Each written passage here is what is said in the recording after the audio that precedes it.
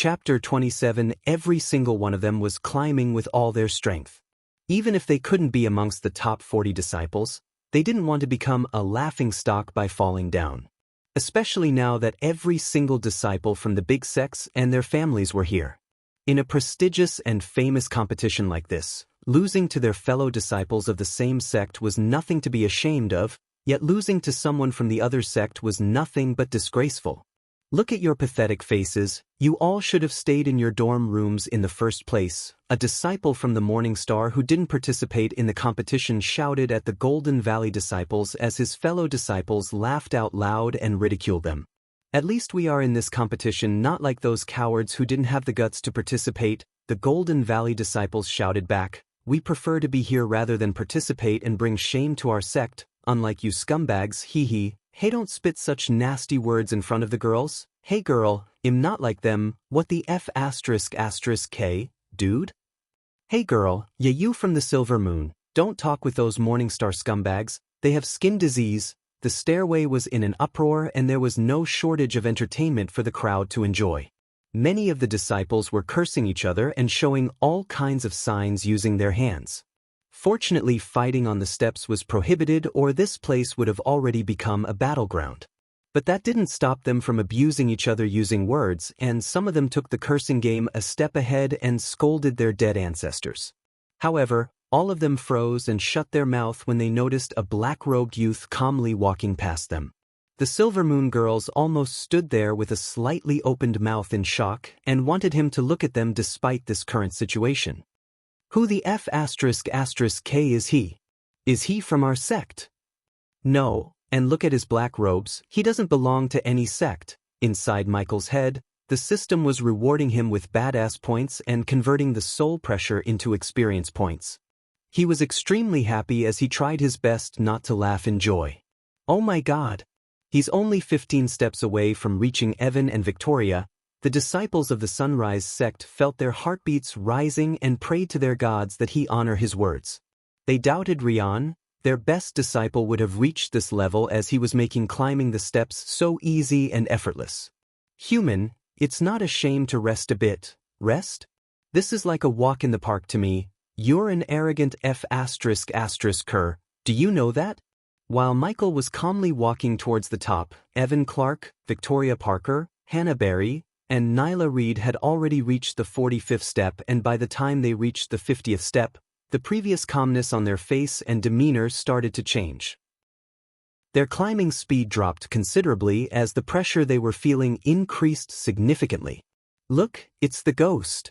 Just when Michael stepped on the 40th step and stood alone, someone from the crowd shouted, "You mean the ghost who destroyed the Blood and Bone sect?"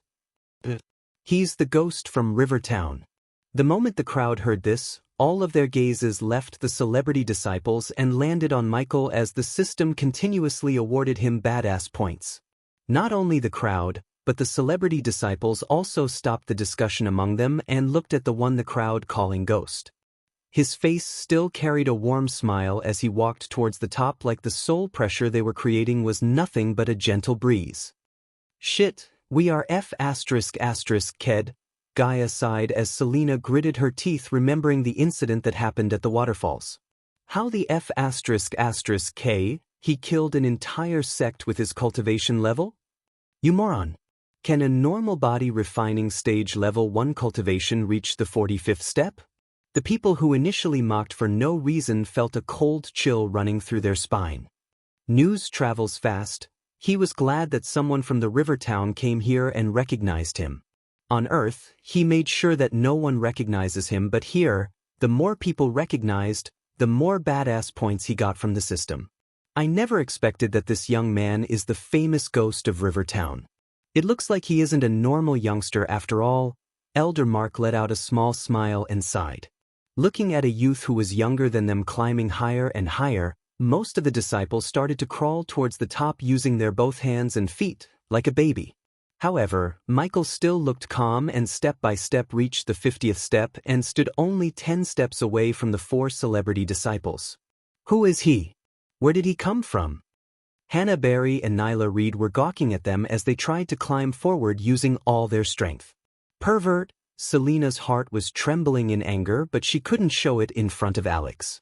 If Alex had done something to him because of her, both of them would be punished by the sect for disrespecting the competition, so she could only swallow her anger and watch him show off. 4 of them, including Evan Clark, tried their best to move forward. Each of them took pride in being the best among their generation and didn't want to lose to an outsider like him. Unfortunately for them, the pressure on the 60th step was just too strong, and they knew that they were at their limits. So at this point, they could only watch him calmly take one step at a time and hope that he wouldn't reach the 60th step. Human, the pressure on the higher steps will be too strong. Stop here, you have already reached the top 10. Michael could sense the nervousness in her voice, but he was not in the mood to quit now, especially since the experience points and badass points were raining down on him like crazy. Is he going to reach the 60th step? If he did, the sects would go crazy to recruit him. Elder Mark, do you think he would still want to join our sect? Claire knew that at this point, the 3 big sects would give him an abundant amount of resources and ask him to join their sect. They even didn't have a suitable dorm room for a talented youngster like him, let alone the resources for his cultivation. The people of Rivertown said that he destroyed the Blood and Bone sect because they massacred a village full of commoners. It might sound illogical, but I have a feeling that he will honor his words. Then the sun will really rise in our sect. Do you think he's single? Look at him, bitch. Handsome guy like him wouldn't be single. I bet he has a bunch of girlfriends. The female disciples, including the ones in the 3 big sects, couldn't help but admire him. The Silver Moon disciples looked at him like they were going to eat him alive while he reached the 59th step and stood just a step away from the 4 celebrity disciples. Using their last bit of strength, Evan Clark and Victoria Parker took another step and reached the 61st step, leaving Hannah and Nyla behind. He reached it? Oh my God! The crowd became restless when they saw him standing beside Hannah Berry and Nyla Reed. And in a blink of an eye, he took another step and arrived beside Evan Clark and Victoria Parker. "For you?" Evan Clark was exhausted as he asked him breathlessly. He still looked calm, like he was immune to the pressure, and for the first time in his life, Evan felt inferior to someone of his age.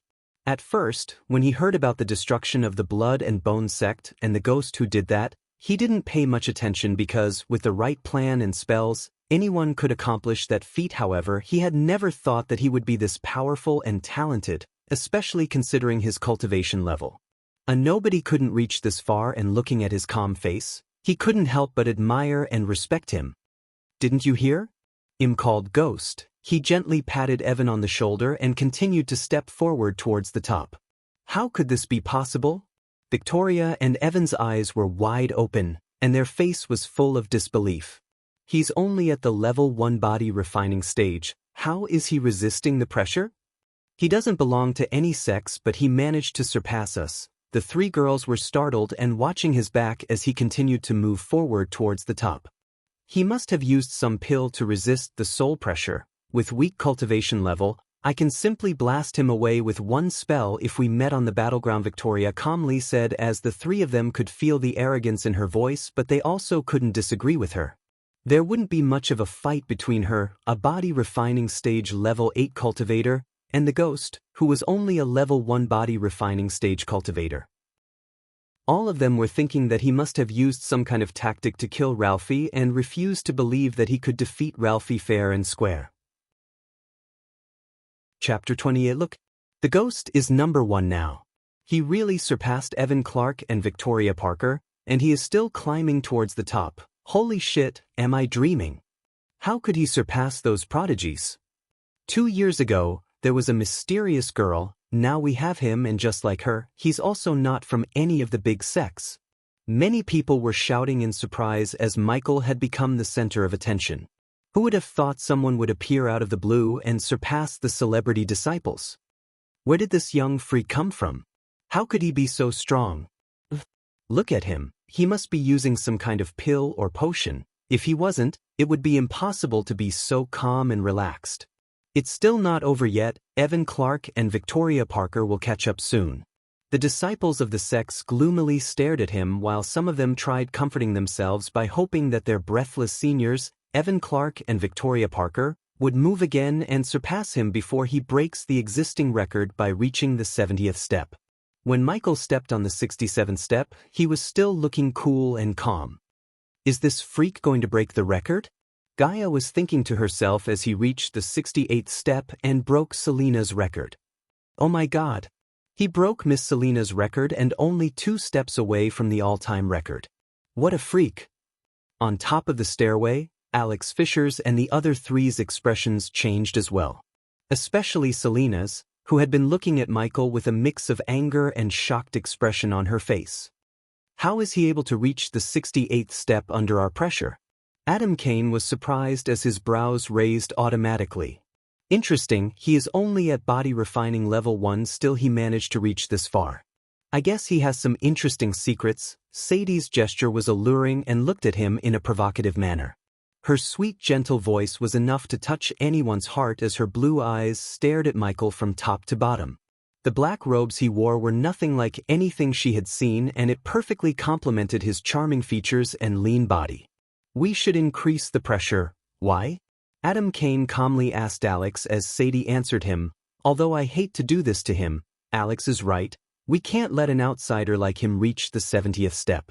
Remember what happened 2 years ago when an outsider like him created a record? It brought nothing but shame to our sections. By the look on his face, he would definitely surpass the 70th step if we don't do anything. Since she put it like that, Adam could only agree with them and increase the pressure. The 4 of them were the strongest of the younger generation in the Breedia Kingdom. If they combined their strength to suppress a body refining stage cultivator, it would be impossible for any at the same level as Michael. The other 3 unleashed their soul pressure straight away, and it was mainly focused on Michael. Still, the slight increase in the pressure rendered Evan Clark and Victoria Parker immobile. They were stopped at the 62nd step and could not even move a muscle in their body, while some of the youngsters in the lower stairs were even pushed back by the pressure.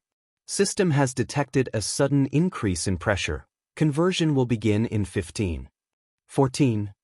The system suddenly informed him as he had to stop moving. Looking at him stop moving, Alex's lips curved and put a cold smile on his face. In his heart, he snorted coldly. Trying to reach the top under our soul pressure, huh? Let me see how you take another step. I think he reached his limit, Elder Sandra stated as the other 3 elders nodded while Michael was standing there without moving. Human, they increased the soul pressure and focusing it on you. Trying to stop me? Too late, bitches, he snickered, seeing the Synergy Devourer resumed to convert the pressure into experience points. Until now, he only wanted to reach the top because he wanted to earn as many badass points as he could, but since these 3 intentionally increased the pressure to stop him, he couldn't wait to reach the top and crush their arrogance. He wouldn't be able to sleep if he surrendered to these 3. He was the greatest assassin on Earth, and his pride and ego were above their arrogance. He stopped at the 68th step. Such a shame, I really thought he would break the record and create a new 1-inch. It's no shame, you idiot. With his level of cultivation, he had already created a new record and proved his prowess. He's moving again. Nobody couldn't remain calm anymore the moment they saw him take a step towards the 69th step. Everyone's vision was on the ghost was only a step away from breaking the record. He brushed his hair back again as it was fluttering in the wind as he smiled at the 4 of them on the top, but this time his smile was not a warm one, rather it was an arrogant one. What is he doing? He is in the first place now. If he took another step, those 3 would feel offended? Sect leader Claire said with a puzzled expression. That youngster possesses the aura of someone who stands above all else.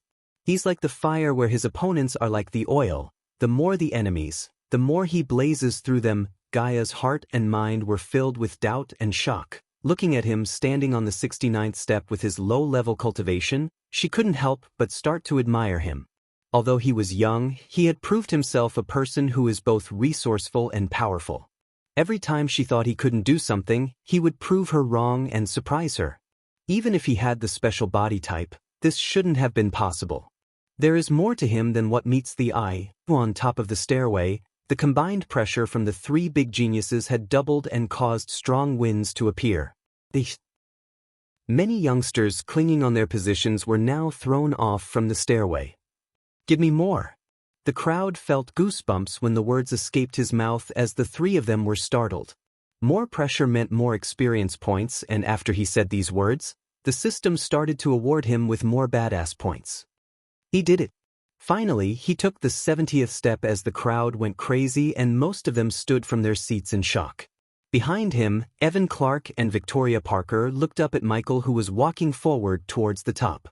Each step he took created a new record while the crowds in the square held their breath and stopped uttering any words as they stared at him dumbstruck. Under the gazes of over 3 geniuses and Selena, he kept moving and reached the 90th. What the 90th step? Oh my God. Everyone gasped for air in shock and looked at the ghost as if they were looking at a real ghost. Is he even human? This is insane. Gaia became speechless and watched him take another step and reach the 91st step. The 4 of them on the top felt like they were being struck by lightning. The 3 of them were core formation stage cultivators, and on top of that, Selena was also releasing her soul pressure on him, yet, a young body refining stage cultivator was actually able to resist the pressure unleashed by them. They simply couldn't believe it. Under their shocked gazes, he moved again and reached the 95th step. Focus every bit of pressure solely on him. I don't believe he could withstand that, Alex said with a cold tone as the 3 of them immediately focused all the pressure created by them on him. The 4 geniuses increased the pressure once again, hoping to throw Michael out of the stairs. If he continued to step up, he would definitely reach the top ad stand beside them. Just by doing that, he would shatter their reputation and make them look weak compared to him. He had already brought shame to them by reaching the 96th step, which was something impossible and never had done before. Michael, on the other hand, did not give a shit about their reputation and wanted to reach the top and earn more and more badass points and experience. Humiliating them and the girl who tried to kill him was just icing on the cake. Step by step, he reached the 96th step, 97th, then the 98th, and finally the 99th step. If he took another step forward, he would be standing side by side with the 3 big geniuses and a small genius. Impossible! Chapter 29. If he took another step and reached the 100th step, it would definitely offend those 4. This is exciting, really exciting. I never thought someone from my river town will create a record like this. Various discussions were going all over the stadium about his shocking performance. Heaven's Gate competition had been held for so many years, but no one had ever reached the top of the stairway. And now he's only a 1 step from creating a long-lasting, unbreakable record. The elders of the Sunrise sect shook their heads and smiled. When they first met them, they had never thought he would be so special and a freak of nature. However, when he was about to reach the 100th step, Selena gave a death stare and spoke in an extremely cold tone. You already proved your worth. Don't let your willfulness ruin your life. Obviously, Alex was threatening him, who was the greatest assassin on Earth. With your level, I will directly make you an inner disciple at the Silver Moon and personally help you in your cultivation. She emphasized the word personally and let out a seductive laugh. Bitch, Gaia simply said. You have a bright future ahead. Stay where you are and I will make the same offer as Sadie. Adam smiled at him and calmly said as Alex spoke to him again, but if you dare take one more step, then you should know the consequences of ignoring our advice. Michael didn't like to bully and bullied, but these 4 were trying to bully him. They just used different tones to make him stay where he is. He calmly smiled and ordered the system to activate the teleportation spell if they tried to attack him. And then he stared back at Alex without a hint of fear on his face. Is there a rule saying I can't reach the 100th step? They were shocked to see his calm and cool demeanor. Normally, youngsters like him shower them with compliments and wouldn't dare to do something they want like. But he not only behaved arrogantly before them but also questioned them in front of all these people. Michael also did not suppress his voice and made sure every single one of them in the crowd heard his question. If they dared to do something against him, there was no doubt that this would bring shame to the sects but also anger the royal family and the king of Bredia. No, but Selena gritted her teeth and tried to say something, but before those words could escape her mouth, he took another step forward and landed on the final 100th step.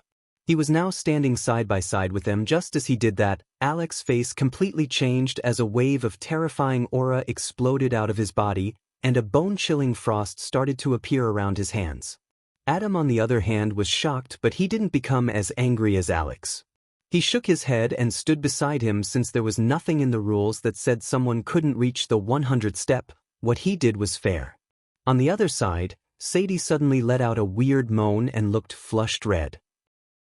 These girls from the Silver Moon really started to freak him out with their weird looks and actions. Right now, the crowd who were watching the scene had become very excited. None of them ever thought that someone would break the 70th step record, let alone reaching the 100th and stand alongside the 4 celebrity disciples. Holy! He really reached the top. We have just witnessed history in making, guys. Where did he come from? What's his real name? Even in the sight of these 4 bid shots, he didn't back down. He earned my respect. From now on, the whole kingdom would know the name Ghost. But he made a mistake by offending them. Just look at Alex's expression. He looks like he's going to kill him. Offending a big shot like him would never end in a good way. I'm sure the Morning Stars will make his life harder in the next round.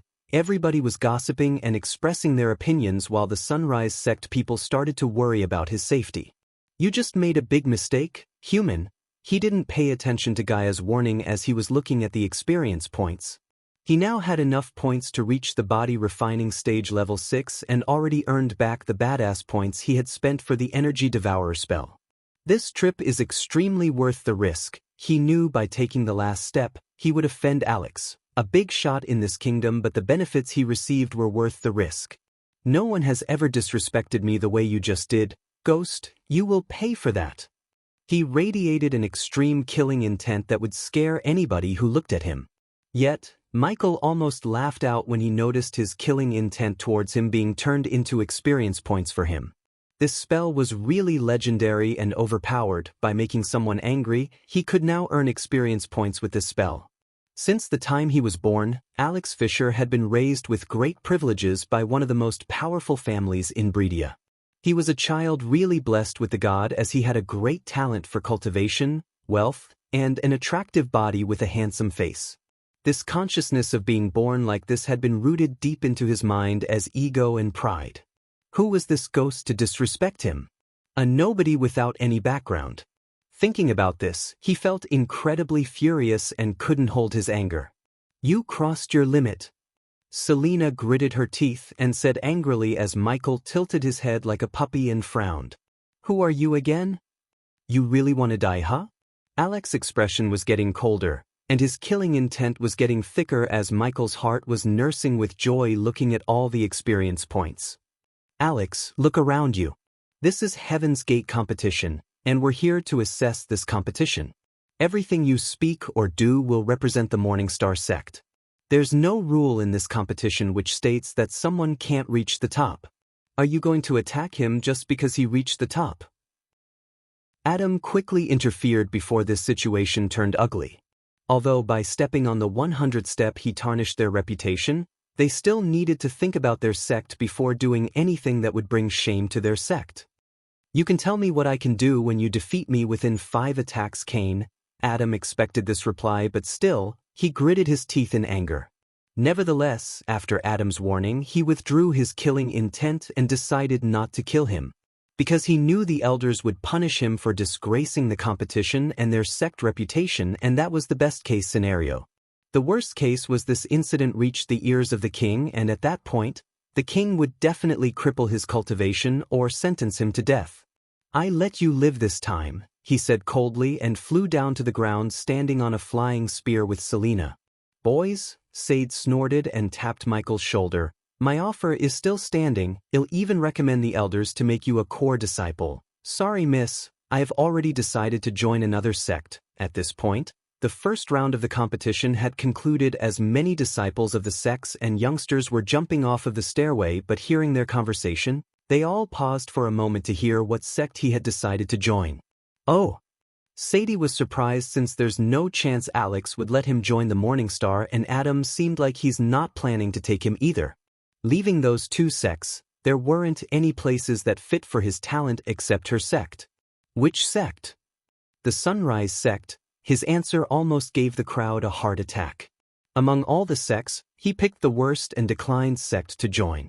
Even if many of these youngsters couldn't get into the big sects, There were still other prestigious sects in the kingdom, but none of them wouldn't even think of joining the Sunrise sect. Sadie had a weird expression on her face as many people thought he was mad to consider the Sunrise sect. "Are you sure about that, Ghost?"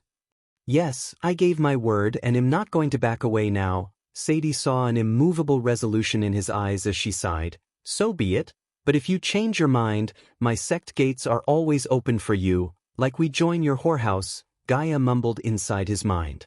Lots of disciples from the Morning Star were staring at him when he reached the bottom, and their eyes were filled with enmity and hatred towards him. Since he had just taken first place in today's competition, and offended their seniors in front of all these people, they marked him as their enemy. Don't expect the next round will be like this. On the battleground, only the cultivation level matters. Someone walked up to Michael and whispered to him as he turned back to look at a red-haired youth standing in front of him. And behind the red-haired youth, there was a bunch of youth who seemed like his minions. "Who the F***K is he? When did you F***K with him?" If someone wanted to hurt him, they must be at least body strengthening stage level 2, and none of these youngsters were at that level. Whatever, he just shrugged and walked towards the Sunrise sect people who were looking at him like they had seen a demon. Chapter 30. The sudden appearance of a genius like him shook the square by storm, and everyone was waiting to see his battle prowess in the next round. The intense second-round competition would take place on a fighting stage, and this is what most people were looking forward to because only the powerful ones would be able to survive and win the round. Although he had taken first place in the first round and set a new record by stepping on the 100th step, some people were not very optimistic about him considering his weak cultivation level. Since no one had really seen him killing the disciples of the Blood and Bone sect, it was logical to doubt him. They were thinking of being able to resist some pressure doesn't really mean that he can defeat the higher-level cultivators in close combat. Some of them were even betting on his survival since he had offended the celebrity disciples, especially Alex Fisher and Selena, and neither of these two were not someone who can be easily dealt with.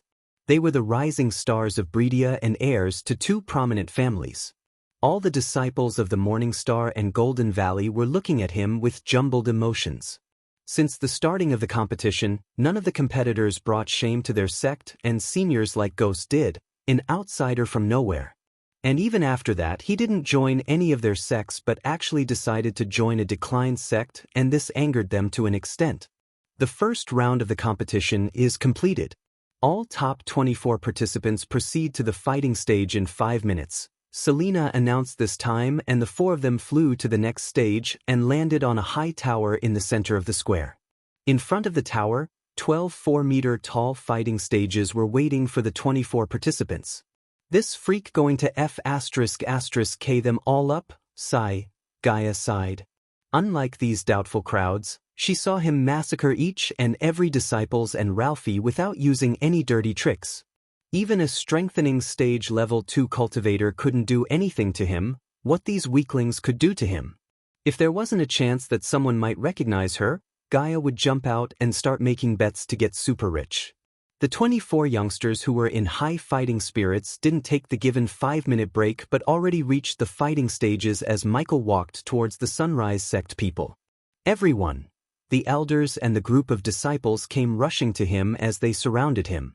A moment ago he looked extremely arrogant and cold, but now his demeanor took a 180 turn and looked friendly and warm.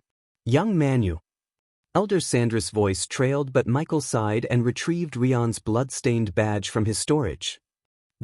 Each of their eyes widened and their bodies slightly shook looking at the bloodied badge on his hand. "I'm sorry for your loss," he sighed and started to tell what happened at the Rosewood village, making Rion the hero of this story. Some of the female disciples dropped on their knees hearing him as tears started to flow out of the male disciples too.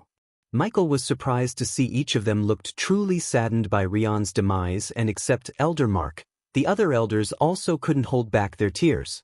"Young man, you don't have to join us for Rion. It's still not too late to join the big sects for you." "No, what use of big sects if they don't even teach their students the basic humanity?" At the same moment, standing on the tower, Selena took a step forward and spoke with a loud voice. "The stairway was just a warm-up, so it doesn't matter who took the first place and who took the last place.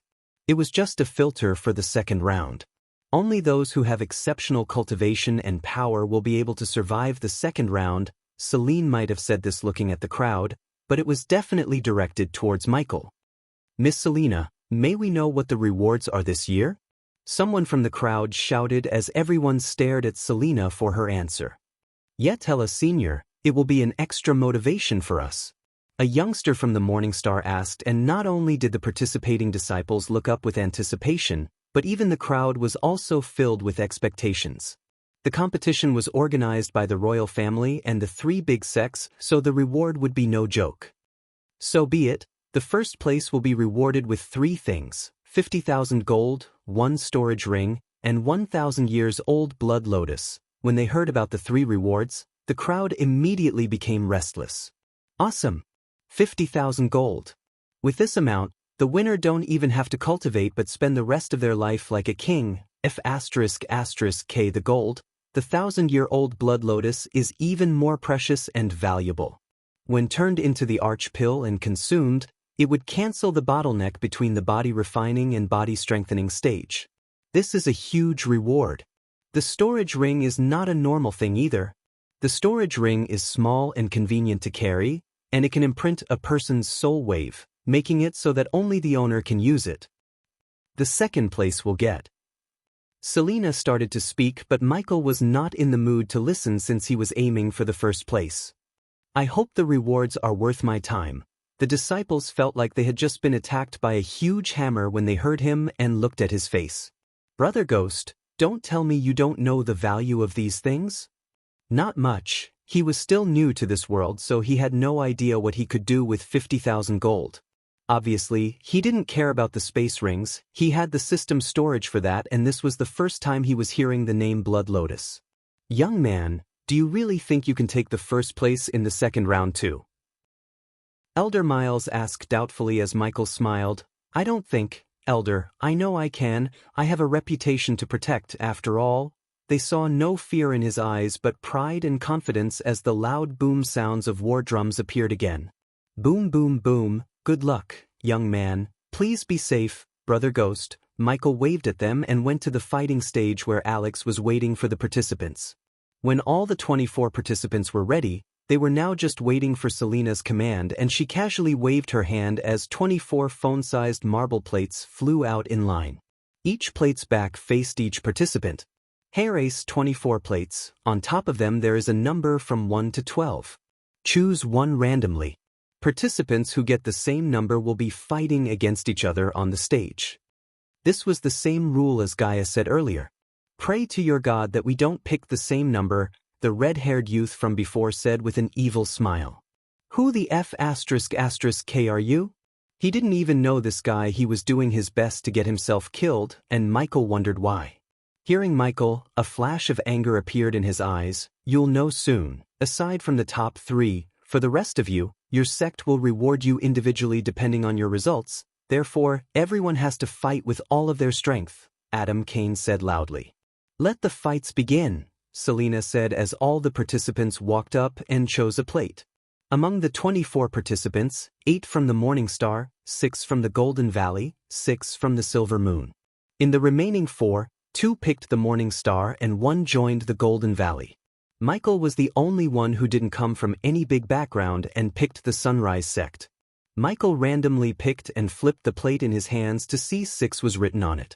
This means that the other person who had 6 on his plate would be his opponent, and they would be fighting on the 6th fighting stage. Who's the poor F***Ker who got 6?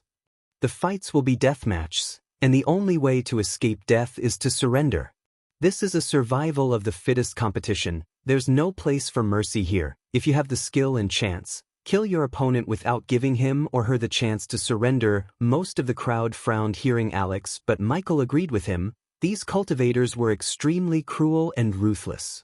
If the roles were reversed, none of these youngsters would show him mercy or give him the chance to surrender because as far as they were concerned, he's their enemy. However, the only thing that made him think deeper was Rion. Even though he was a cultivator just like them, he was kind and died saving those children, sacrificing his life. Well, you really have such bad luck. Again, Michael heard that annoying voice of the red-haired youngster and turned his head. He was standing in front of him with the marble plate in his hand. Number 6. Chapter 31. Hey, who's the other one? You better run and hide, little lamb. A youngster jumped up onto the first fighting stage and called out his opponent arrogantly.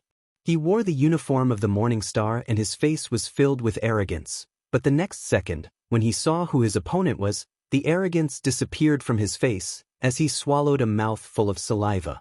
He felt like he was going to faint on the spot because the one who just landed in front of him was none other than Victoria Parker from the Golden Valley. I surrender. He didn't take much time as he immediately said these words and jumped down from the fighting stage. The speed was even greater than the speed of him jumping up to the stage. Although he seemed arrogant, he knew his limits. Fighting head-to-head with a powerful prodigy like Victoria Parker was no different than committing suicide. On another side, the same happened when Evan Clark appeared. His opponent also didn't dare to fight with him, so he did the logical thing, surrender. The crowd felt disappointed not seeing Victoria and Evan in action. But their disappointment quickly vanished when they laid their eyes on the sixth stage where Ghost and the red-hired youth were facing each other. To be honest, you surprised me by reaching the 100th step, but unfortunately you're going to die today. This youngster looked extremely arrogant, and when Michael took a closer look at his robe, he noticed a star embroidered on his chest, the symbol of Morning Star. His red hair fluttered in the wind as he radiated a powerful body refining stage level 4 cultivation level. Brother Orion, please don't. We saw him massacre the entire Blood and Bone sect and burn their disciples alive. Not far from the fighting stage, someone shouted out loud, and when Michael looked in the direction of the voice to see the group of morning stars he had met earlier. No one takes what's mine, now I will make an example out of him to let the world know what would happen if they take what belongs to me, or Ian Kesher. Human, he must be the person left the mark on the quest we took. Hearing this, Michael slightly shook his head and started to laugh, which made the crowd wonder why he was laughing. Orion felt offended and frowned looking at him laughing. Why are you laughing? You really looking to fight me because I took a quest from the guild? Are you dumb or something? Listen to your classmates and surrender, I'll let you live. His laugh stopped and now he looked at him coldly while releasing a slight killing intent around him. Brother Ghost is scary. One of the female disciples of the Sunrise sect became afraid of him looking at his cold face. Michael didn't hold back, therefore many people in the square heard him loud and clear. The other stages quickly lost their views and everyone turned their gaze towards stage 6.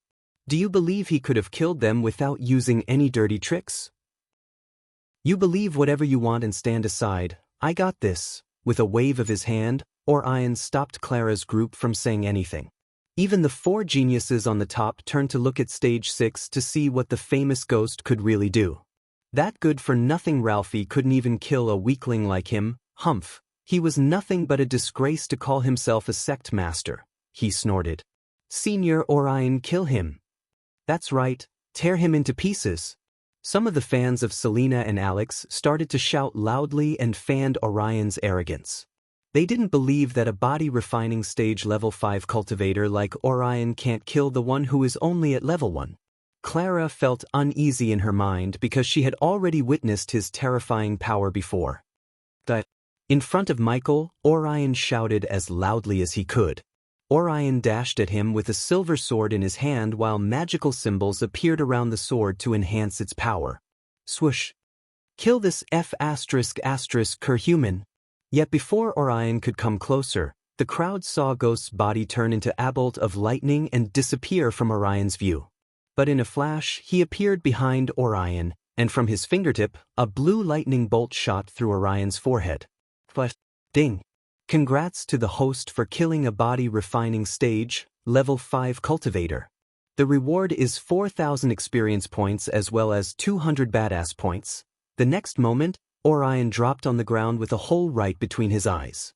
The youngster who acted so high and might a moment ago did not have a chance to scream and lying on the ground dead. A puff of smoke was coming out of Orion's wound and his eyes were still wide open, as a terrified expression could be seen on his face. This scene terrified everyone and sent a cold chill through their spine. Killings like this on Heaven's Gate competition was a usual thing, and the crowd didn't fear the blood and deaths. However, what terrified them was how the ghost killed Orion. He was quick as lightning, and Orion didn't even get the chance to raise his sword at him or defend himself. Dumb F*****, Gaia sighed and cursed, looking at his dead body. The loud shout was the only thing he did on the fighting stage. Orion didn't even have a chance at attacking. He didn't even have the time to show his combat skill and combat weapon. The loud shout was his only performance on the fighting stage. Michael's face showed an expression of indifference, and he didn't even take a look at the dead body lying on the ground. Neglecting the thousands of shocked eyes on him, he jumped down from the fighting stage. He made living by assassinating people, and killing Orion didn't feel any different. Michael even gave him the chance to surrender, and his classmates told him not to fight, but he ignored all of them because of his arrogance and paid the price with his life. Holy shit! What just happened? How could he be so fast? This is too shocking. Just how powerful is the ghost? He killed someone who was 4 levels higher than him. He killed him like swatting a bug. That Orion kid should have surrendered. Did you guys see that? The ghost didn't even blink his eyes when he killed. He's actually looking down on the Morningstar sect. Just with his attitude and courage alone, he has my respect. Everybody was still shocked, and the square was once again in uproar. Only Clara and her group knew the outcome 100% sure. The fear and respect towards the ghost had once again risen everyone's hearts. Thank God that bullying son of a bitch is dead. Yeah, I too secretly wanted him to die. Damn it. He killed one of us. Some of them from the Morningstar looked relieved, while some of them looked pissed off. But many of them were looking at Evan Clark, their ultimate hope and the trump card in their sleeve. I want him to be matched with Evan. I bet Evan will beat him in combat, that's for sure. Withstanding pressure and fighting head-to-head is entirely two different things. Evan Clark was the representative of the Morningstar sect in this competition, and his abilities were extraordinary, unlike Orion. After a few minutes, the first round came to an end. 12 participants had been eliminated, and the remaining 12 would continue fighting. Just like before, they would draw plates and fight the ones who picked the same number as them. Again, Victoria Parker and Evan Clark were having a field day, as their opponents surrendered the moment they saw them. On the other hand, Hannah Barry and Nyla Reed from the Silver Moon fought with the disciples of Golden Valley and killed them by beheading them without a second thought. This time, when Michael came to his fighting stage, he saw a level 4 body refining stage youth standing before him. But the moment he saw him, he took a few steps back and threw his sword on the ground. I surrender. After he said that, he turned around and jumped off the fighting stage. He just witnessed Orion, who was a level higher than him, getting killed in a second, so the youth didn't dare to fight the ghost. Looking at him retreating, he didn't make fun of him or do anything but jumped off the stage. After the second round, there were only 6 people left. Evan Clark from the Morningstar, Victoria Parker, and another girl from the Golden Valley, Hannah Barry, and Nyla Reed from the Silver Moon and the Ghost from Sunrise Sect. The crowd felt goosebumps looking at the 6 of them, because no matter how they paired with, it would be a battle worth watching. Let the fighting continue, Selena said in a strict manner as she waved her hand and threw out another 6 plates again. This time, Michael's opponent was none other than Nyla Reed from the Silver Moon, a prodigy. Unlike before, the 3 fights didn't happen simultaneously. And surprisingly, Victoria Parker and the girl from her sect chose the same number, which resulted in the girl surrendering to Victoria. The crowd was disappointed, but it was not something they weren't expecting either. But they didn't expect Hannah Barry to surrender to Evan Clark, which was a huge bummer to the crowd as they started to boo at Hannah Barry.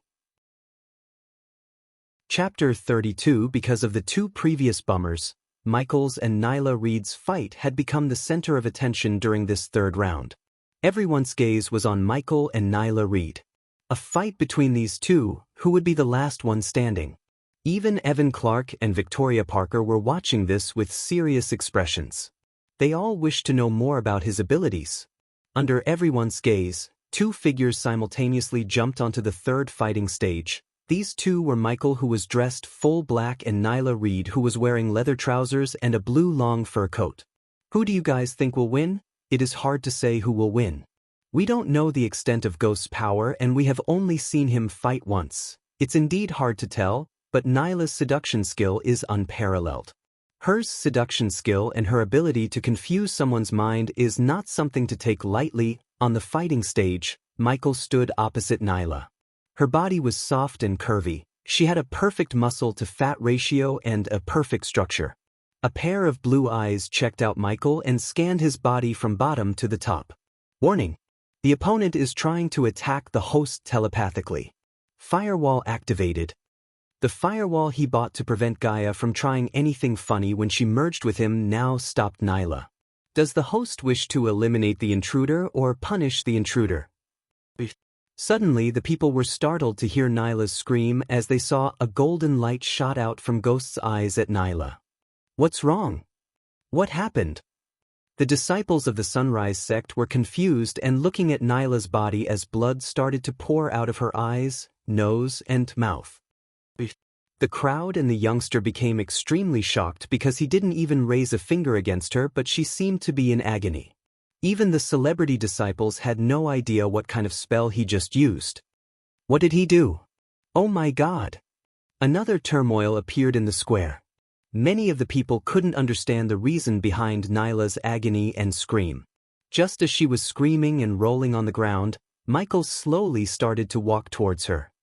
Human, what did you do? Look at her carefully, Gaia. If someone tried to mess with my mind, this is the result. Gaia felt extremely afraid as she was glad she didn't try to do anything after he nearly killed her in the tavern room. Is he going to kill her? Why is she not surrendering? Sadie and the rest of the Silver Moon girls were looking and shouting at Nyla as Michael grabbed her by the neck and lifted her up. She was shaking and trying to land her feet on the ground, but he lifted her higher with just one hand, and on the other hand, the lighting cracks started to appear. BZ, did you really think you could play with my mind? He asked coldly as she kept gasping for air. Ghost, don't. From standing on the top, Sadie shouted at Michael, fearing that he would kill her junior in cold blood. Nyla. Surrender. Give me one reason why shouldn't I kill her. Human, what are you doing? Gaia knew it was not his style negotiating without killing her.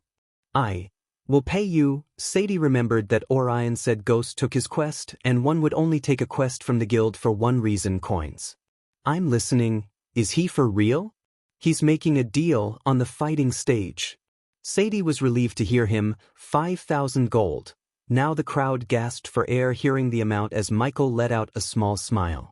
Make it 10. How dare you turn this competi? Shut up, Alex. Alex couldn't bear to see these two turn this prestigious competition and fighting stage into a marketplace, but Sadie was not in the mood to take shit from Alex. Deal, now please let her go. It was not his style to let someone go after they tried to kill him, but when he was about to kill her, the system warned him and recommended him to reconsider.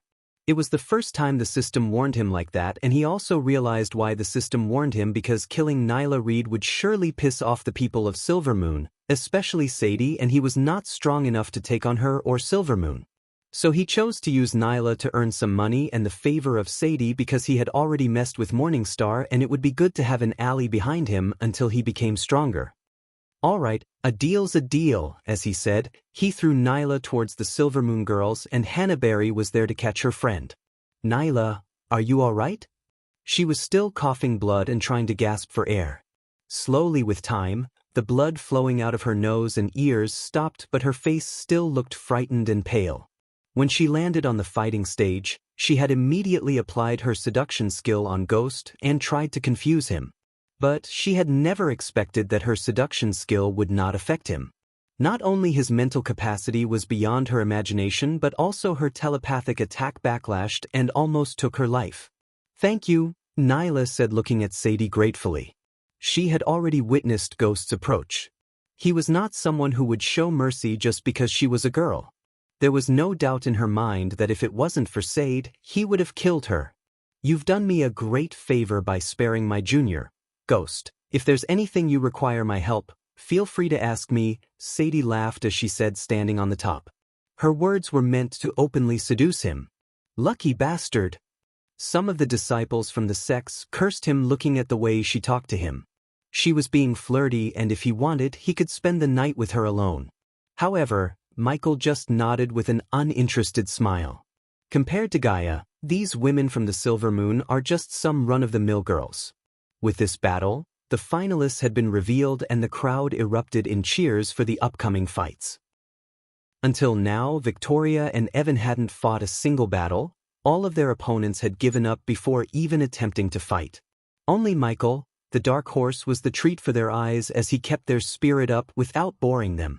Every time he appeared on the battle stage with his charisma and power, he would treat them with a memorable battle. Nobody had expected him to be that strong as there was not much known about his strength previously.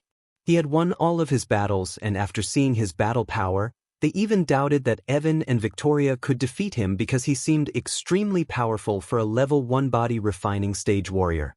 Final fight will be between Ghost versus Evan, Clark versus Victoria Parker, announced Selena, and just by hearing the names, the crowd felt goosebumps all over their bodies. The crowd was sure that these three would definitely fight each other without surrendering. Hey, do you think Ghost can defeat them? I think Evan and Victoria would try to eliminate him before they fight each other. After all, if Ghost won the final, it would bring shame to both the sects. You're overestimating the new guy. He's just a level 1 cultivator while Evan and Victoria both are level 8. It's not a small difference, is it? They wanted to see how Ghost would last against Victoria and Evan. But whoever wins the competition, this would surely be a great battle to watch. The final will begin in 10 minutes on the battle stage 1-inch. Victoria and Evan were surrounded by their classmates discussing their strategy while Michael relaxedly came to where the Sunrise people were standing. Brother Ghost. The girls and boys of Sunrise sect felt more attached to him due to his easygoing behavior, while the elders too slowly started to come to an understanding that he's now a disciple of their sect. Young man, what's your real name? Where did you come from? A genius like you can't be a nobody. Reaching the 100th step and defeating a genius like Nyla without even laying a finger on her wasn't something a normal person could do. With his low-level cultivation, it should have been impossible, but the youngster before them did just that. Hearing Elder Sandra's question, Michael smiled. I don't have a real name. I came from a very distant land, and back there, people used to call me Ghost, so it became my real name. Since he had to put on various disguises and lie constantly to reach his target, Michael was very proficient at lying, and because of that, the elders couldn't see any signs of him lying as they believed everything he just said. What you just did, making a deal on the battle stage, Elder Miles frowned, thinking what he did was dishonorable, but Michael waved his hand. Does this old dog want us to go to war with Silver Moon? Gaia was not happy with Elder Mila's question as she shouted in Michael's mind. Elder, I think there's a fine line between courage and stupidity. That Silver Moon girl is a genius, and killing a genius is not as simple as killing a normal disciple. If I killed her, not only they would have attempted to take revenge on me, but also they would have attacked our whole sect. That won't be a favorable situation for us, would it? He's right, Elder Miles. We can't afford to offend these people, Claire said as the other elders and the disciples nodded their heads. But how do you plan to face Evan and Clark? They won't be easy as Nyla, and as you have said, you can't kill them. I just beat the crap out of them, easy peasy, even though by now they had realized he's a freak of nature. Looking at him talk without a worry about the upcoming battles still shocked them. Young man, don't be too cocky. I've seen them fight. They are extremely talented and have many powerful spells in their arsenal. Elder, trust me, they can't even lay a finger on me. Chapter 33. If someone else had said this, they would have burst into laughter and knocked him on the head, but when it comes to this freak of nature, they could not tell that he will lose to Evan and Victoria. For the last battle, the 3 remaining participants will step onto stage 1. The last one remaining on stage will be the winner. The battle will begin in a minute. Alright, it's time to show them who's the new boss here. Michael brushed away the dust on his shoulder and turned around to go to the battle stage. When he was about to take a step forward, someone grabbed him by his hand and he turned and saw the worried face of the sect leader Claire. All the best. If he could win the tournament and give the rewards to the sect, she could settle a portion of the debt to the debt collectors and buy some of their lands back. With Ghost, they now had the chance to survive without closing their gates. Thank you, sect leader. He patted the sect leader's soft hands and smiled. Evan and Victoria were already on their way to the stage and the crowd was waiting for him. While his black robes and hair were fluttering in the wind, he walked towards the stage and landed on the stage with a simple leap. Looking at the two stars of the younger generation and the dark horse of this tournament, the crowd was really excited. The last battle was finally going to start. Victoria's strength was obviously incredible. And Evan was just as powerful as Victoria, and when these two were fighting, their fight became more than a battle between two individuals, as their fight would represent the clash of two big sections. And finally, there was the dark horse, Ghost, who seemed extremely powerful and a freak. After seeing what he could do, no one underestimated him. Looking at his low-level cultivation. "Step down, you two can't defeat me," said Victoria suddenly in an extremely arrogant way. She looked like she was showing disdain for everything and everyone. "Don't be too arrogant, Victoria," Evan calmly replied to her. "You never learn," said Victoria and closed her eyes for a moment. Immediately after, a gigantic golden phoenix made of arch energy had appeared behind her back. The phoenix looked like a holographic image, but only more realistic and majestic. It must be the flaming phoenix spell of the Golden Valley. She learned it. They said the spell can only be learned by someone who is worthy. People muttered and stared at Victoria with a dumbstruck look on their faces, and even Evan was startled to see the power coming from the phoenix. She definitely deserves to be called the Princess of Golden Valley. She learned the flaming phoenix, and it looks so strong and powerful. The crowd was trembling, but suddenly a blue light radiated from Evan's body. On his back appeared a white tiger, and then the holographic tiger roared and trembled the entire area with its might. Cool. Michael couldn't help but be impressed by the spells cast by these two, as he felt like he was watching a magic show from a front row seat. The majestic tiger. It must be an ancient spell. I can even feel the power the tiger is radiating. This is worth the trip. Evan is so strong. I still can't predict who would win this fight. Many people were filled with emotion when they saw how strong Evan was and how beautiful Victoria was.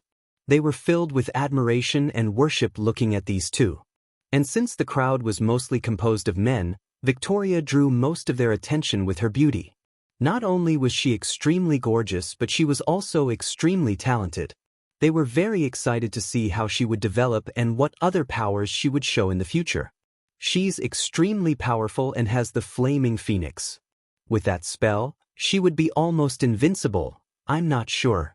Evan hasn't revealed his full strength yet, so it is impossible to judge. Hey, don't forget about the ghost. My guts tell me that he would win this thing. Everybody was giving their own opinion about who was going to win or lose.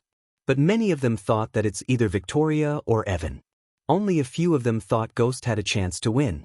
Even if he was now regarded as someone extremely powerful, the crowd still thought that there were only two people who had a chance to win within the three remaining participants.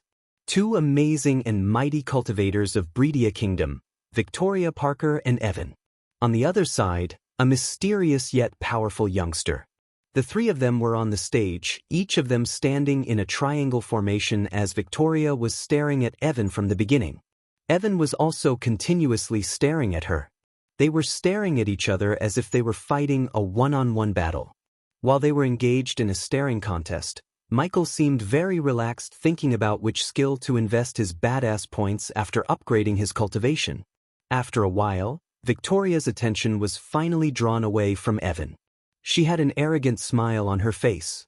"You're somewhat okay. If you wish, you can leave that lowly sect and join us, the Golden Valley. If you do so, I can personally help you with cultivation once in a while." Victoria had a huge smile on her face. She looked completely arrogant. She didn't do it on purpose, but could not hide the arrogance which had been engraved into her very soul.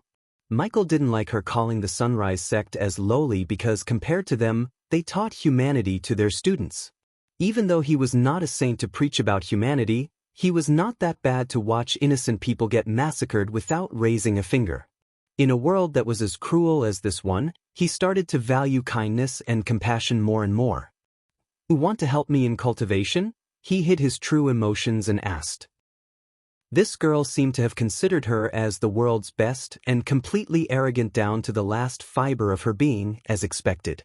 "Indeed, I, personally, can help you in cultivation," said Victoria, who didn't know what he really meant.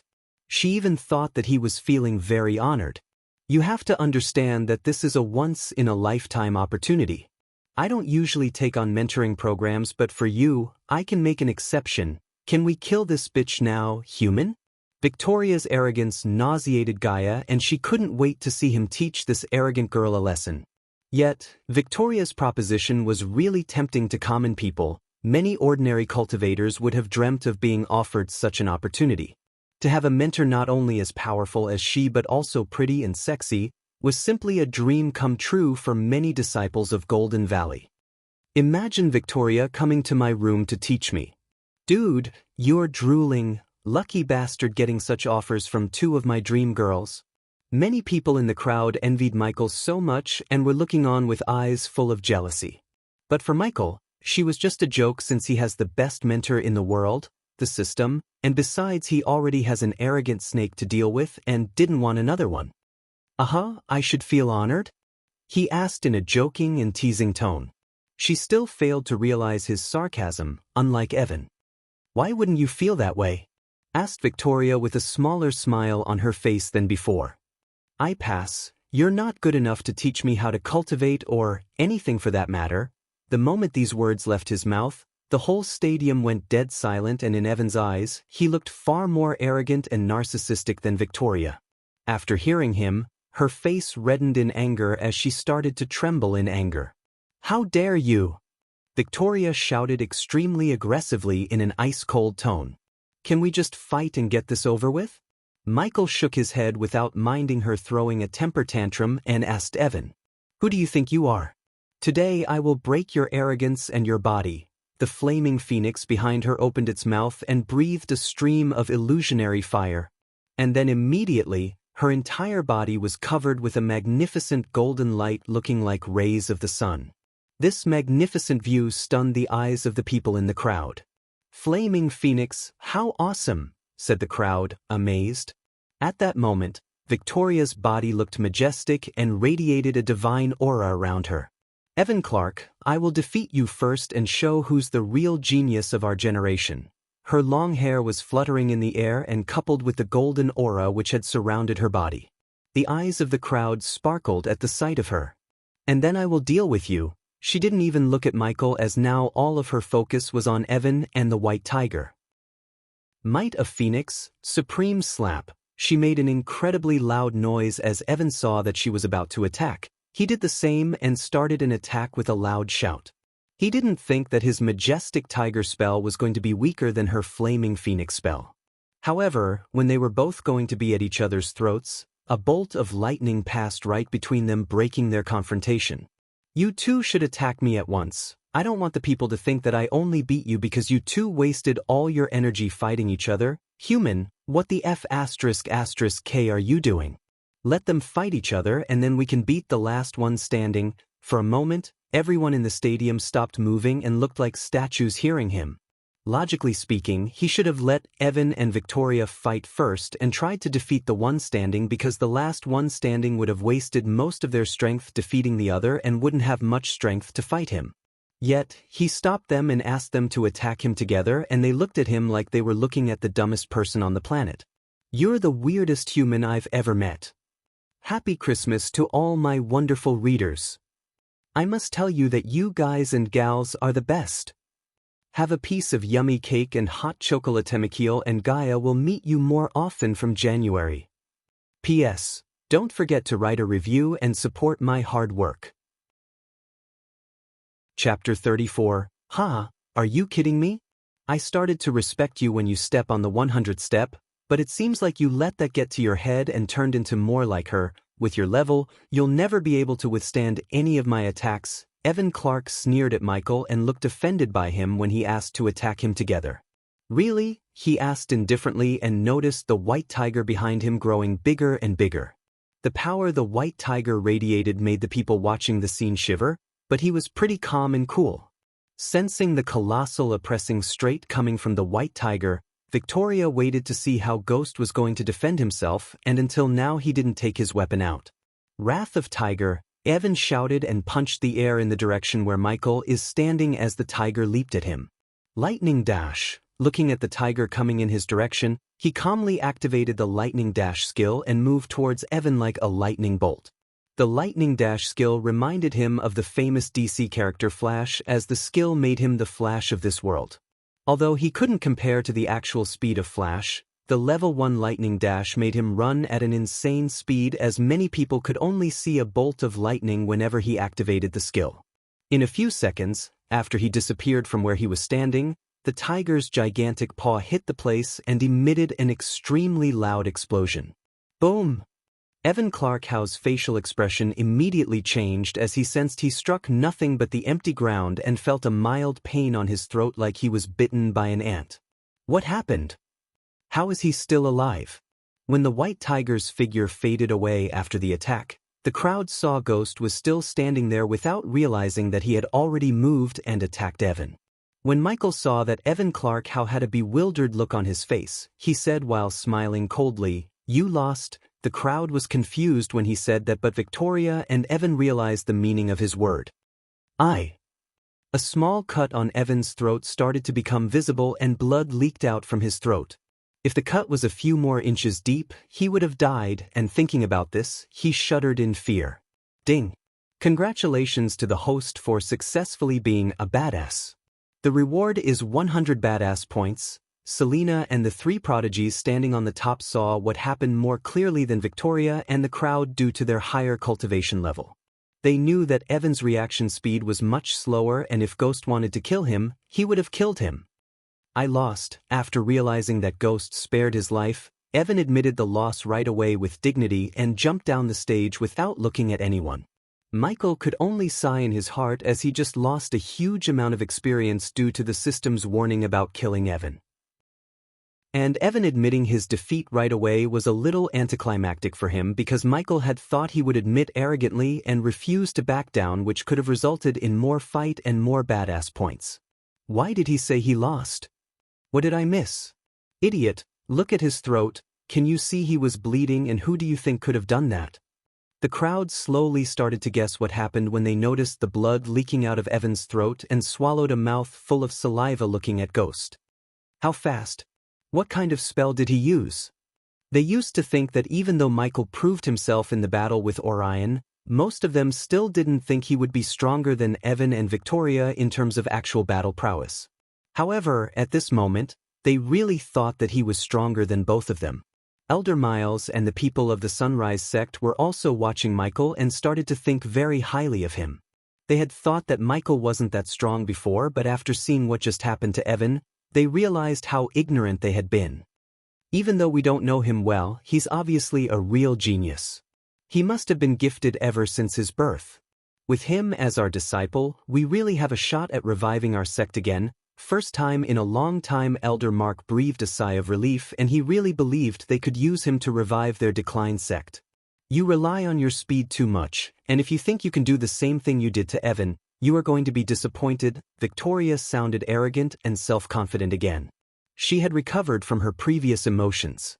Relying on her rare Flaming Phoenix spell and a defense spell, she tried to break Michael's confidence. Speed? I don't need to rely on the speed to defeat you. You're thinking yourself too highly. Just as everyone was thinking he would do the same to Victoria, he raised both hands as several bolts of lightning and a huge blast of wind appeared in front of him. Flame of Phoenix. Victoria's pupils were suddenly dilated as she quickly shouted. The phoenix above her breathed a hot stream of fire and clashed with his lightning bolts and wind blast. But when the fire met the wind blast, it was pushed away from him and put off in a few seconds. As for the lightning bolts, it didn't even slow down a bit as it went straight through the flames and hit her body with enormous power. The moment the lightning bolts plus the remnant force of the wind blast and the golden layer of defense she had around her body clashed, a thunderous roar spread throughout the stadium. Boom! Victoria groaned as she was already blown backward and looked extremely fragile and weak. She slid back to the edge of the fighting stage. One more step backward and she would have fallen off. At that moment, the crowd didn't know what was going on anymore. They were too confused. Michael had astonished them too many times. Each time Michael moved, they found him amazing, but each time, they also realized they had been underestimating him. It seemed like his strength was ever increasing. None of them couldn't guess the depth of his powers. At this exact moment, he bested two of the superstars of the younger generations quickly and easily. They remembered how they had thought that either Evan Clark or Victoria Parker was definitely going to win this competition and had put no one else in their eyes. The crowd was not the only one to think that way. Alex and Selena, but especially the latter, when she first met him, he was such a weakling and never even reached the body refining stage. He was barely able to escape her using some weird spell. At that point, she only thought he obtained these spells through luck. When he was put up to fight with Evan and Victoria, she had never imagined that he would easily beat them. What a freak of nature. Sadie's eyes widened looking at him, and she was glad that he made a deal to save her junior, considering even Evan and Victoria were defeated so easily by him. "Do you still think you have the talent to teach me?" said Michael while walking towards her as he blatantly humiliated her. Michael was filled with annoyance because of this arrogant girl's behavior, but what enraged Michael the most was that this girl didn't show a shred of respect towards anyone. In her mind, she thought she was superior to everyone and expected others to worship and respect her. He couldn't stand this arrogant and haughty girl who didn't even withstand a single attack from him. For the first time in her entire life, she was starting to feel ashamed of herself when she remembered what she had said. She felt like she was made a clown in front of all these people. "Join your sect, meet you now and then, who do you think you are? What made you think that I would ever want to meet you?" Michael continued to talk and made her understand how ridiculous she was and that she had no right to be arrogant. Victoria had the feeling that her face was burning. She had no words to speak to refute back at him. The crowd hadn't been so excited as at that moment. He gradually was showing more and more strength. He was gradually becoming more and more awesome. At first, he shocked the entire stage by stepping on the 100th step and creating a new record, and now he had bested the two prodigies without breaking a sweat. There's a fine line between arrogance and confidence. Think about it. The crowds looked forward to what he was going to do as he stepped closer to Victoria and stood only a step away from her. Just like in the movies, Michael Sparta kicked her on the chest and sent her flinging from the stage. "Sister Victoria!" The disciples from the Golden Valley boys and girls rushed at her and caught her without letting her hit the ground. "He won! He won! Ghost!" The crowd erupted in cheers and filled the stadium with the sound of their thunderous claps as Michael stood there alone on the battle stage. The four prodigies from the top saw Victoria's unconscious body and sighed because this was the first time the rewards were going to another sect other than their three big sections. Brother Ghost won. Sect leader Claire, elders, he won. Just as the disciples of the Sunrise sect became excited, they saw Celine throwing a small ring to Ghost from standing on the top. "The rewards are in the space ring." After she said that, she and Alex didn't even come down as they flew away on their flying swords while Adam nodded at him and left with them. The only person who came down to the stage was Sadie. "The gold coins of our little deal are also in that space ring. Keep it safe and congratulations on your victory, Ghost." "Thank you, Miss Kaplan. See you later. After all this, I need a long nap." He was obviously the biggest winner of this competition, an unknown rogue cultivator who appeared as a dark horse, defeating all the disciples from the three big sects and taking first place in the first round as well as the second round. He had now become truly famous, and the name Ghost would soon be spread across the entire Breedia kingdom, and everyone would know his name. Congratulations to Master Ghost for taking first place in Heaven's Gate competition. We'll be leaving first, but if the Master Ghost has time in the future, you're always welcome to visit the Silver Moon and we will personally give you a VIP treatment. Hannah Berry let out an alluring smile and started to flirt with him.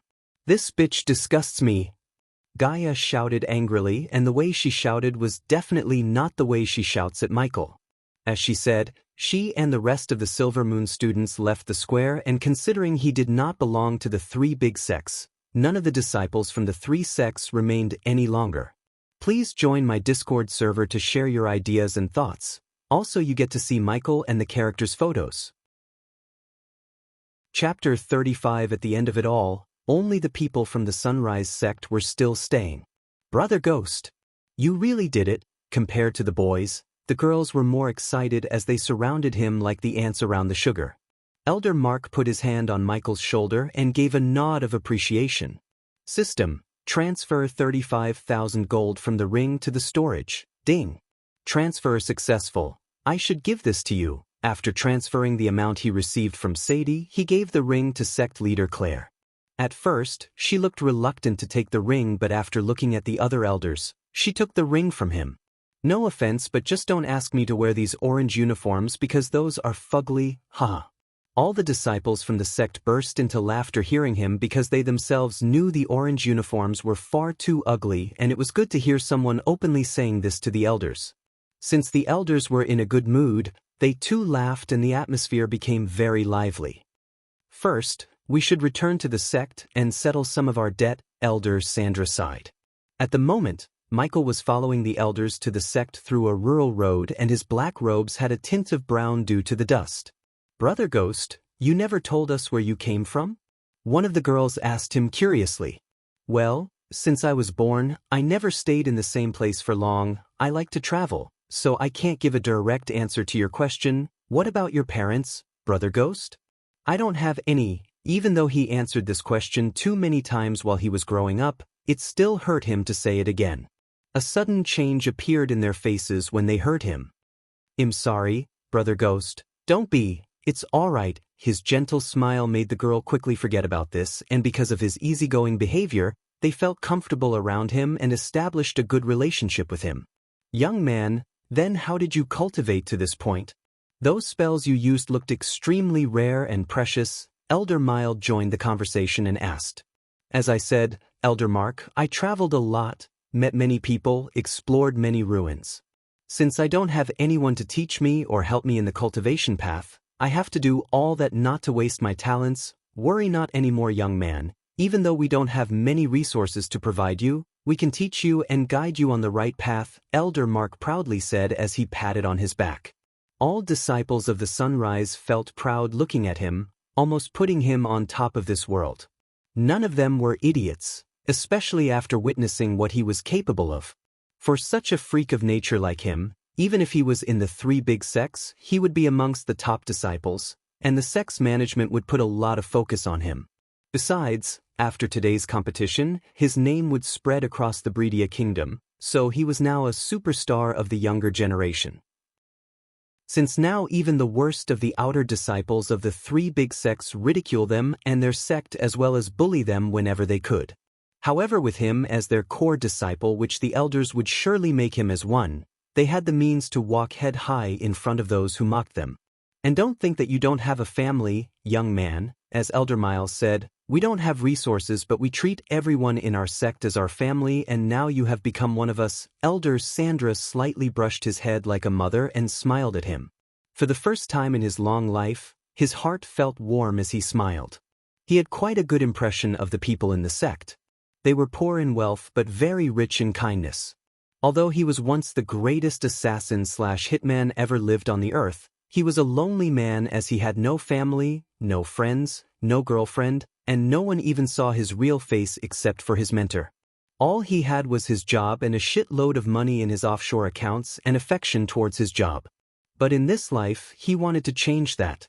He wanted relatives, he wanted a wife, and he wanted some people to rely on and friends. In this life, he simply didn't want to be lonely. We must guide him to reach higher levels of cultivation. Alex and Selena wouldn't let go of the fact he refused to back down and stood side by side on the top of the stairs, Elder Mark said worriedly while walking. Everyone's happy expression turned gloomy, even Elder Miles furrowed his brows. Don't worry about them, Elder Mark. It's just a matter of time before I surpass them, and then if they cross my path, I'll kill them, he said with a casual smile, but the disciples noticed the murderous intent in his eyes and felt a little afraid. Michael and the Sunrise Sect disciples were talking along the way until they finally reached their destination. Sunrise Sect used to be an extremely prestigious and strong sect several decades ago. It was even more prestigious and powerful than the 3 big sects at its peak. However, since Claire's grandfather died during one of his adventures and the previous sect leader, her father, disappeared, the entire sect's prestige fell drastically. Claire relied on her extraordinary innate talents and the scarce amount of resources at her disposal to cultivate up to her current stage. In just a short span of 26 years, she reached the body refining stage and took the helm of the sect leader position after. The entire Sunrise sect relied heavily on her and the pair of sect elders to uphold the entire sect. Their days were difficult and rough, and the minute he stepped through the gates of the sect, their poor situation became obvious to his eyes. Many of the buildings he had seen were broken down and old. It was clear that it had been many years since their last renovation. Several backyards were full of dried leaves, and the numerous cobwebs show how long it's been uncared for. During their conversation, the disciples told him that the total number of disciples within the sect was around 30. Next to him, the strongest disciples were at the foundation stage level 8. And the rest of them were below foundation stage level 5. Since the sun was almost down and he was pretty tired, sect leader Claire gave him their best house with a yard to live in. At this point, he was already at the first level of the body refining stage. But he only needed 3 or 4 days to reach level 5 of the body refining stage with the experience points on hold. Brother Ghost, it's not much, but this is the best house we got. The disciple called Jack led him to an old worn-out house, and according to him, it was their best house. If this is their best house, just imagine what the other house would look like. Even my maids wouldn't stay in there, Gaia growled, looking at the dried front lawn and the old house behind it. Jack looked embarrassed, but Michael smiled and gave a small pat on his shoulder.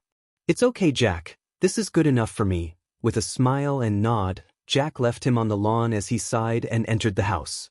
The house had a small hall and a room with an attached bathhouse, and that was it. There wasn't even any furniture to sit on except the old bed in the room.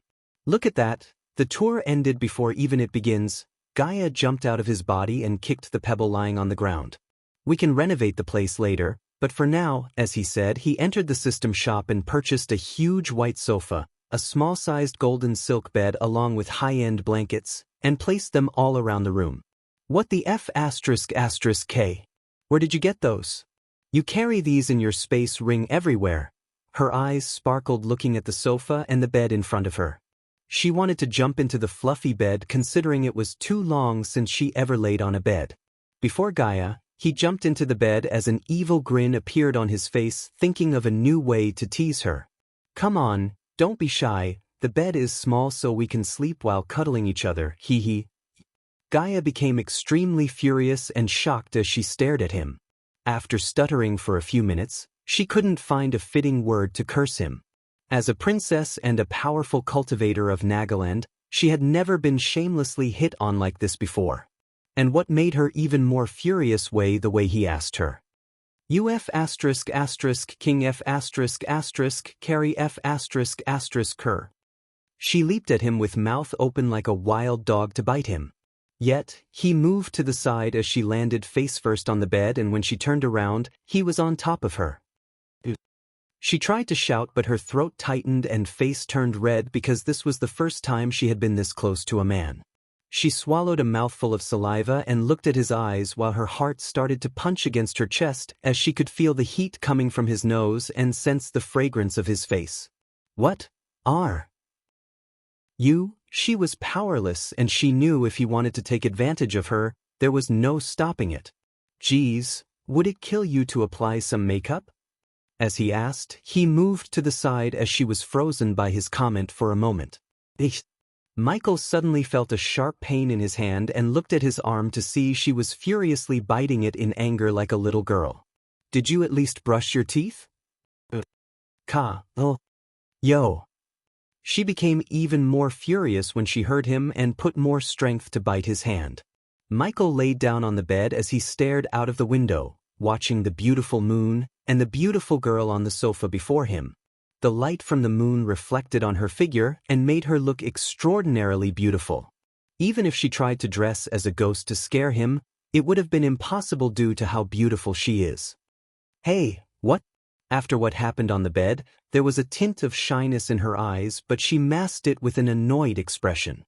I'm going to break through, so you have to keep anyone from disrupting my cultivation. Michael sat upright and said, This soon? You just had reached the body refining stage 2 days ago. She frowned and didn't believe he could break through again, but after spending time with him, she knew this freak of nature might be telling the truth. Cultivation is a walk in the park for a talented person like me, he winked at her.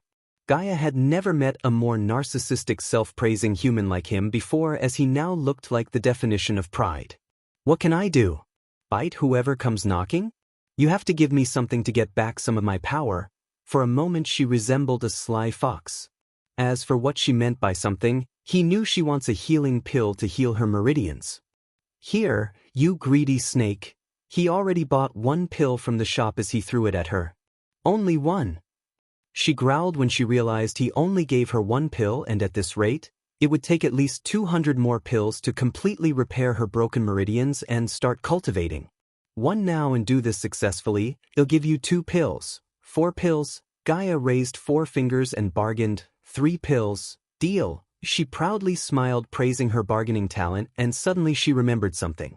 Why didn't you ask those old curs to do this? I forgot it, and it's too late to knock on their doors. Chapter 36. And just when he was about to close his eyes and start upgrading his cultivation, he heard Gaia's shout. Human, I just remembered that I can't show my face to anyone. If someone saw I'm here, the whole Nagaland army would be here along with that bitch. Geez, I have to take care of everything for you, and you didn't even give me a kiss on the cheek. Michael rolled his eyes and said like he was really disappointed with her. Stop playing human. This is serious. You want me to protect you, or what? System, do you have something for this situation? Hearing her dilemma, she sighed and entered the system to see if he could find anything that could solve this problem. And after a few seconds, a marble face mask appeared before his eyes. Name, Chameleon class, rare function. Enable the wearer to change their face to look like someone else. Cultivators above or at the soul refining stage would see through the effects of the mask.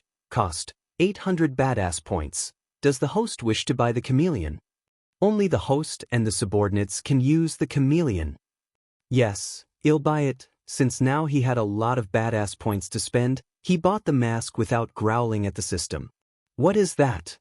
Gaia saw the marble mask in his eyes and frowned, but without answering her question, he tossed the mask towards her. Wear it, but the marble mad didn't look very special, but it did look ugly in her eyes, so she was reluctant to wear this ugly thing on her face, thinking that he's asking her to hide her identity by wearing it on her face. Just wear the damn thing. But before she could make her case, he raised his voice slightly as she decided to put the mask on and curse him afterward. However, the moment the mask touched her face, it came to life and stuck onto her face as she felt a sharp pain all over her face. She screamed in pain and tried to peel the mask away from her face, but she couldn't. After a few seconds, the pain disappeared and opened her eyes to see the human was holding a mirror in front of her. Now better, the mask had completely changed her face and lowered her beauty by many notches, but even then, she looked pretty and hot, as she even slightly looked like Margot Robbie with black hair. House? Where? Forget it. Looking at a new face staring back at her in the mirror, she ran her fingers through her face.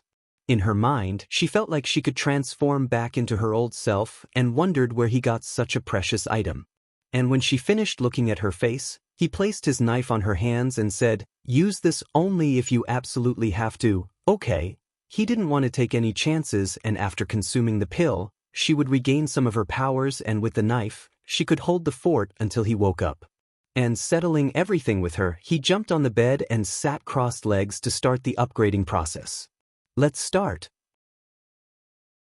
Chapter 37. Early morning mist began to clear as the sun rose, casting orange and pink onto a thin layer of cloud. The lively chirping of the early birds filled the air.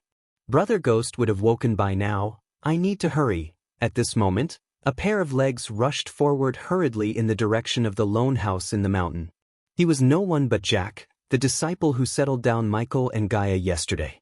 Usually, Jack would feel tired if he ran from his dorms to the core disciple house. However, today he felt energetic. The number one genius of his generation now belonged to the Sunrise sect, which catapulted their reputation among the sections. Why is the door still closed? Reaching Michael's house, Jack halted his steps to catch his breath and wondered, looking at the closed doors. Jack knocked on the door, but he was careful not to knock too loudly in case it would disturb Ghost's cultivation. Brother Ghost, There was no reply from inside as Jack knocked again, and this time, he increased the sound of his knocking. "Brother Ghost, who the fuck is there?" Jack almost jumped back when an annoyed voice came from inside. Huh. A few seconds after his brain processed the voice, he realized the voice sounded feminine and nothing like Ghost. "Brother Ghost? I must have misheard it," that's what he thought. Go away." Jack heard the same voice again, and this time, the voice sounded even more annoyed as he heard something heavy as a stone hitting the door. "Who is there?" Panic and uncertainty hit Jack's core. He clenched his fist and shouted loudly, "Fucking idiot, I'm gonna beat your ass for disturbing my sleep." Jack quickly stepped back from the door as the door opened to reveal a black-haired girl staring at him furiously. He had no idea how the girl got in or who was she. All he knew was Ghost came alone with them, yet there was another girl inside his house. "Who are?" The girl didn't answer him but stared at him while tying her ruffled hair into a ponytail. Nonetheless, he could tell that the girl is annoyed, but he subconsciously relaxed seeing that the girl is just a commoner and not a cultivator. "Who the fuck are you?" "Wait. What? Who?" Jack couldn't believe what he had just heard. He never thought a delicately beautiful girl like this would have such a foul mouth. For a moment, he had no responses as the girl walked towards him. "Cat got your tongue? Why did you wake me up this early, you little shit?" Jack was still in shock when Gaia flicked his forehead to make him talk. "Who are you? What are you doing in Brother Ghost's room?" After a few seconds, Jack was able to speak these words while caressing his forehead. "Me? I'm your Brother Ghost's mentor, you ignorant fool, ha!" However, Jack couldn't help but burst into laughter when he heard the girl. The girl before him spoke these words with a straight face and didn't even bat an eye, speaking such a huge lie.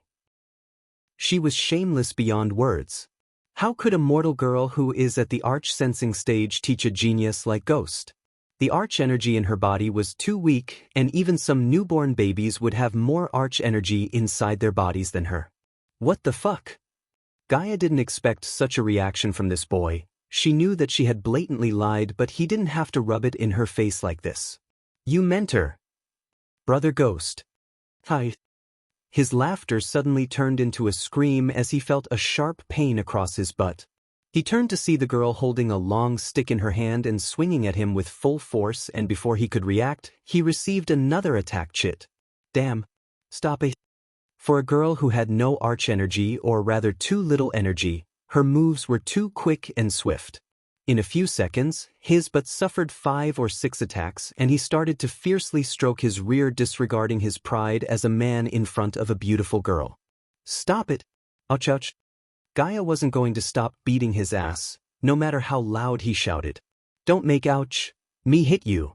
His eyes already welled up and his butt turned red, but still, he was taught not to hit a girl outside of serious battles and tournaments, especially not a mortal girl like her. "Hit me and I'll make Ghost rip your throat out. At least Tell me, who you are." Since he didn't want to take any chance by hitting her, Jack did the next best thing, dodge, and ran away from the reach of her stick. "I told you I'm his mentor. But what's going on here?" Just as Gaia was chasing Jack around with the stick in her hand, Elder Mark came to the scene. "Jack, what did you do?" "I didn't do anything," he shouted, and felt extremely wronged here considering this girl kept attacking him with the stick for no reason. He was the victim here, yet Elder Mark asked what did he do? "Teacher, I didn't do anything. I came to bring Brother Ghost to the assembly hall, but instead of Brother Ghost, I saw this mortal girl coming out of the house." "Mortal? How dare you?" she shouted in anger, but didn't try to attack Jack, who was hiding behind Elder Mark. "Girl, who are you?" "I'm Ghost's friend." "Friend? You said." "Let the girl speak, Jack." Jack quickly shut his mouth, but he was so angry and shocked seeing the honest expression she made while talking to Elder Mark. "Where's Ghost?" Elder Mark, however, seemed not to care about Jack's protest as he asked Gaia. "He's attempting to break through. He asked me to don't let anyone disturb him, but Jack tried to do exactly that." "She's lying." "Breakthrough? This soon?" Elder Mark's brows almost touched his head when he heard Gaia and forgot about the ruckus that happened between her and Jack a moment ago. "Yes, but soon." Elder Mark's reaction changed from shocked to panic as he tried to rush forward into the house. Hey! Stop! Gaia jumped in front of him and stopped Elder Mark from taking any steps further. Girl, move aside. If he tried to break through, it will hinder his cultivation in the future. He must first strengthen his cultivation base. Even after hearing Elder Mark, Gaia didn't move an inch as she put both her hands on the hip and said, I don't care about that. He asked me to guard him while he's cultivating. That's what I'm going to do. Besides, that freak wouldn't have entered into the breaking through process if he wasn't sure about this. Leave him be. What do you, a mortal girl, know about cultivation? Move or I'll move you. Elder Mark threatened Gaia as she took out the knife Michael gave her angrily. Who the fuck are you talking to? I know more about cultivation than you, old fart. Chapter 38. What did you just call me? Elder Mark froze in his steps as Jack's jaw dropped down in shock. I said you can't go in there and disturb Ghost. He strictly ordered me not to let anyone inside. Gaia feared if he failed to break through, Ghost would refuse to give her any more pills, so she stood before Elder Mark like a stone pillar, refusing to let Elder Mark go inside. How am I going to hold this old man back? She thought to herself while Elder Mark was stunned. If she had her cultivation, she would have sent Elder Mark flying with a single spell, but now, she was crippled and the only reason for her body to have a little arch energy was the pills that Ghost gave her.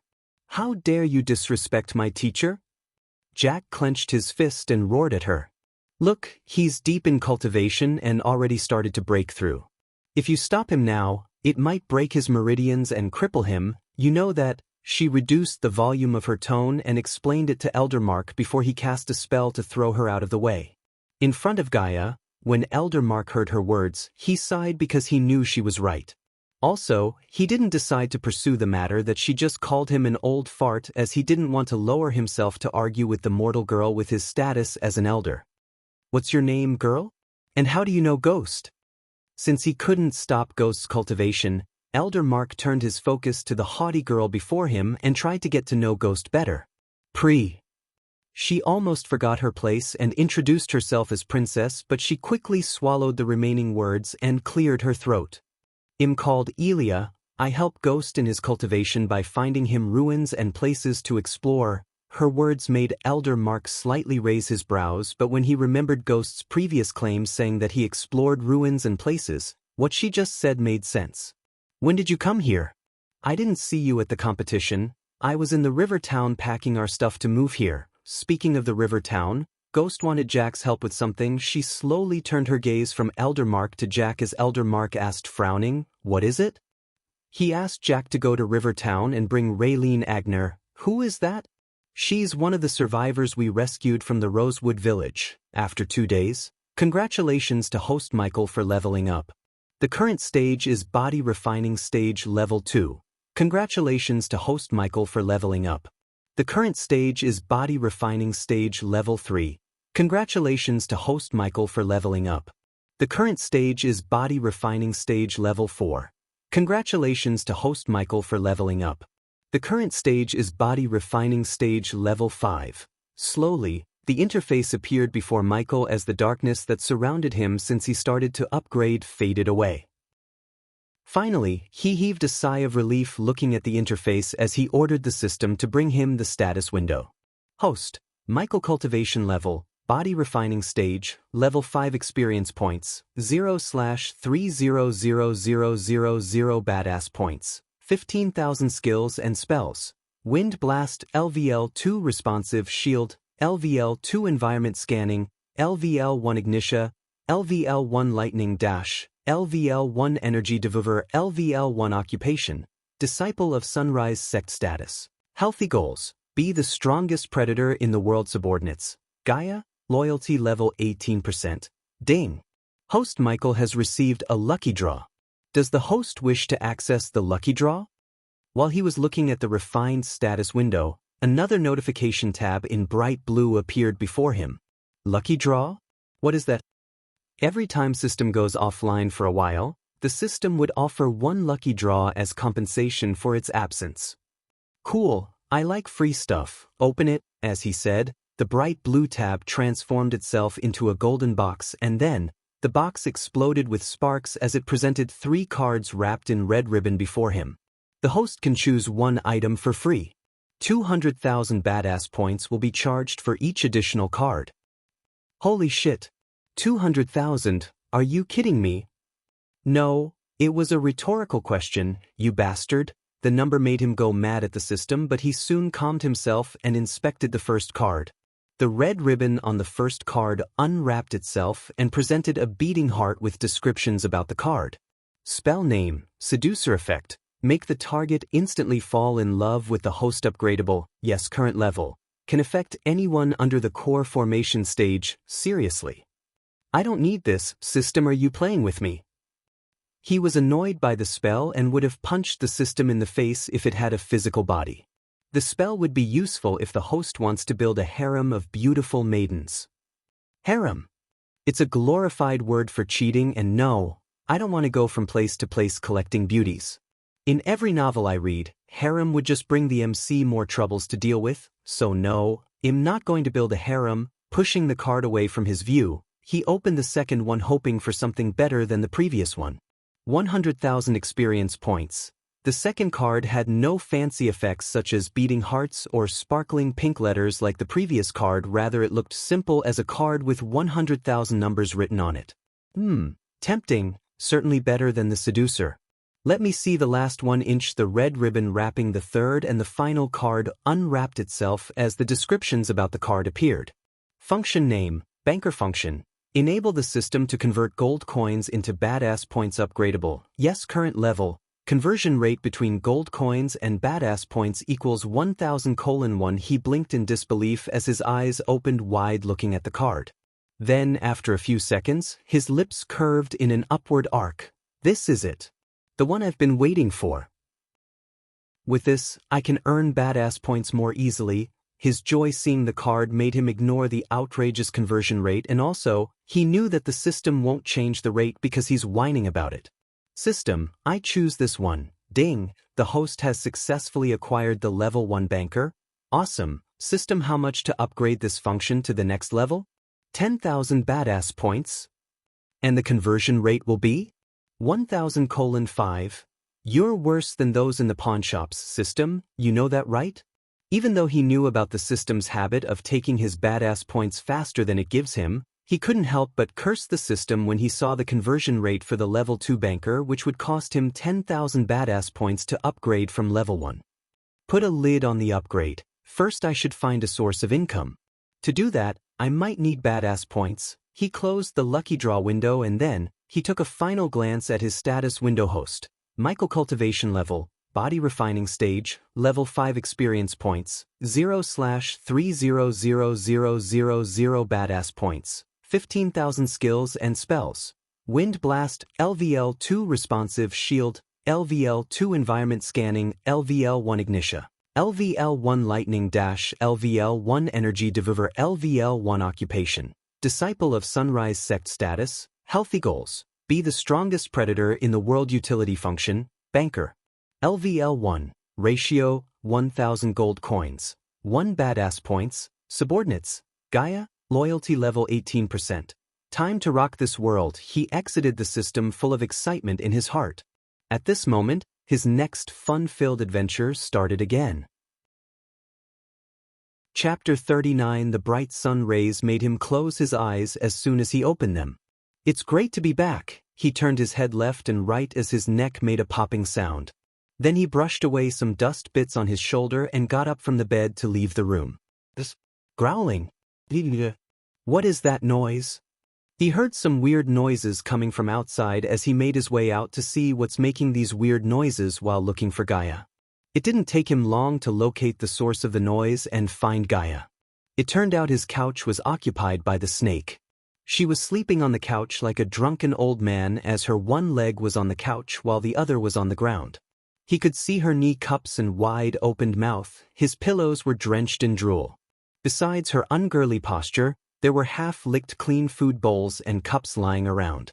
He could tell that this snake filled its belly full of food and drinks before going to sleep on his couch. Princess my ass, looking at the snoring and drooling snake, he sighed. Ignitia. He conjured a tiny bolt of lightning as he sneaked towards her to give her a shock treatment, literally. Gaia, on the other hand, had no idea of the incoming attack as she was walking towards her throne in the dream. Busy. Ah. And just when she was about to sit on her throne in the dream, she was pulled back from the dream world by a sharp tingling pain in her leg. What? She gritted her teeth and quickly rubbed her feet to make the tingling pain go away as Michael chuckled. Did you miss me? Instead of answering, she threw an empty bowl at him in anger as he flicked the bowl away with a smile. What the? You reached the body refining level 5? How's? When she took a closer look at him, her mind froze in shock. He just reached the body refining stage 2 days ago, but now in 2 days, he leaped from level 1 to level 5. It seems like you had a good time. She saw him glancing at the empty bowls and cups lying around her. Yet, she was too stunned to say anything. Come, we have work to do. He didn't wait for her as he walked towards the door and stopped. And clean your mess, said Michael before stepping outside. I'm a princess, you bastard, she mumbled under her breath, but she reluctantly cleaned the bits of food on the couch while cursing him. Brother! A fluffy ball collided with him the moment he stepped outside as he looked down to see Cindy hugging his leg and trying to climb up on his body. Cindy? What are you doing here? He lifted the girl up and ruffled her head playfully. Brother, everyone is here. That kind sister invited us here. Who? Cindy tried to remember the name, closing her eyes as he saw the other kids, and Raylene came running to him. Brother, young master. You're awake. In a few seconds, the little kids swarmed him like ants swarm sugar. Raylene, what are you guys doing here? Sect leader Claire brought us here and offered us a place here to permanently settle down, young master. She did? He was genuinely surprised by Raylene's words as the kids nodded their heads. Young master, what should we do? Asked Raylene. Brother, please can we stay with you? The little girl looked at him with puppy eyes while Michael thought about this arrangement. It's indeed better if they stay here, Michael said to himself, and then turned his gaze away from Cindy to Raylene. Make yourself home, Raylene, eh? Cindy and the kids hopped in joy as he gave Cindy back to her mother. I'll see you guys later. He then turned towards the house and saw Gaia finally making her appearance. Come, let's go meet the elders. He took Gaia and walked towards the direction of a group of 2-story buildings. How long was I cultivating? On their way, he asked Gaia. 3 days, you freak of nature. Now give me the pills you promised. Deal's a deal here, you greedy snake. He already bought and stored the pills in the system storage, so he quickly retrieved the pills and gave them to her. You're drooling. He made fun of her as she looked at the pills like a starved dog looking at a piece of meat. She grabbed the pills in a flash and swallowed them with a huge grin. You're happy? Yes, but don't you have bigger pills? She who is greedy is always in want, he said as he knocked the back of her head. Ouch, you bastard, where did you read that, dumb town? You mean your hometown, asshole, bitch. 2 of them fight their way to the elder's place where Michael saw a fancy carriage standing outside. Surrounding the carriage, there were a couple of men who stood guard in light blue metal armor. Who are they? Obviously, Michael knew that neither the carriage nor the guards belonged to the Sunrise sect because the guards and the carriage looked so distinct compared to the worn-out buildings and decayed structures of the sect. An alchemist's carriage, Gaia said and pointed at a symbol of 2 green lives in a silver circle etched onto the carriage's side. The guards gave them an indifferent look when they saw Michael and Gaia as the 2 of them entered the building to see what's happening inside. This hall they were in was mainly used to receive distinguished guests. Undoubtedly, the one inside was a distinguished guest. As Michael reached inside, he saw a middle-aged man sitting in the hall and drinking tea leisurely. He seemed wealthy because of the high-quality robes, the big red gem on his finger, and the rich aura he was radiating. His cultivation was, however, not very higher as he was just at the body strengthening stage, level 2. Lord Hart. Michael was surprised to see the elders calling him as Lord and sitting on the edge of their chairs while the silver-haired man was sitting before them like he owned the place. The reason for this was very simple. He was a 2-star alchemist and could concoct pills with 15 to 30% purity. In this world, cultivators were everywhere. But possessing special skills such as alchemical skills and reaching the 2-star level was not common. Even if one's cultivation realm was high, It was no guarantee that one would possess special abilities, but with special abilities, it would serve well the path of cultivation. Also, just possessing this profession would definitely heighten one's status and fame. Lord Hart, we need your help to concoct a heart-healing pill this time. You don't need to worry regarding the price. Sect leader Claire walked over with a smile. Her attitude was very humble. The other 3 elders, including Elder Mark and Miles, were keeping a small smile on their faces. Hearing Claire, Hart said to them indifferently, "Heart-healing pills are not so easy to concoct, and the cost is not low either. I have several conditions for this. If you don't comply, the deal is off." "What conditions?" Claire asked. "As long as it is within our power, we will agree. Actually, my conditions are very simple. The first condition is to let my students use your herbal garden," he said. Okay, no problem." She thought quite hard about it, but considering their herbal garden had almost dried out and only had a few herbs growing there, she agreed to let them use the remaining herbs. The second condition: the price of the ingredients for the pills are expensive. Since you agreed to my first condition, we can continue the negotiation.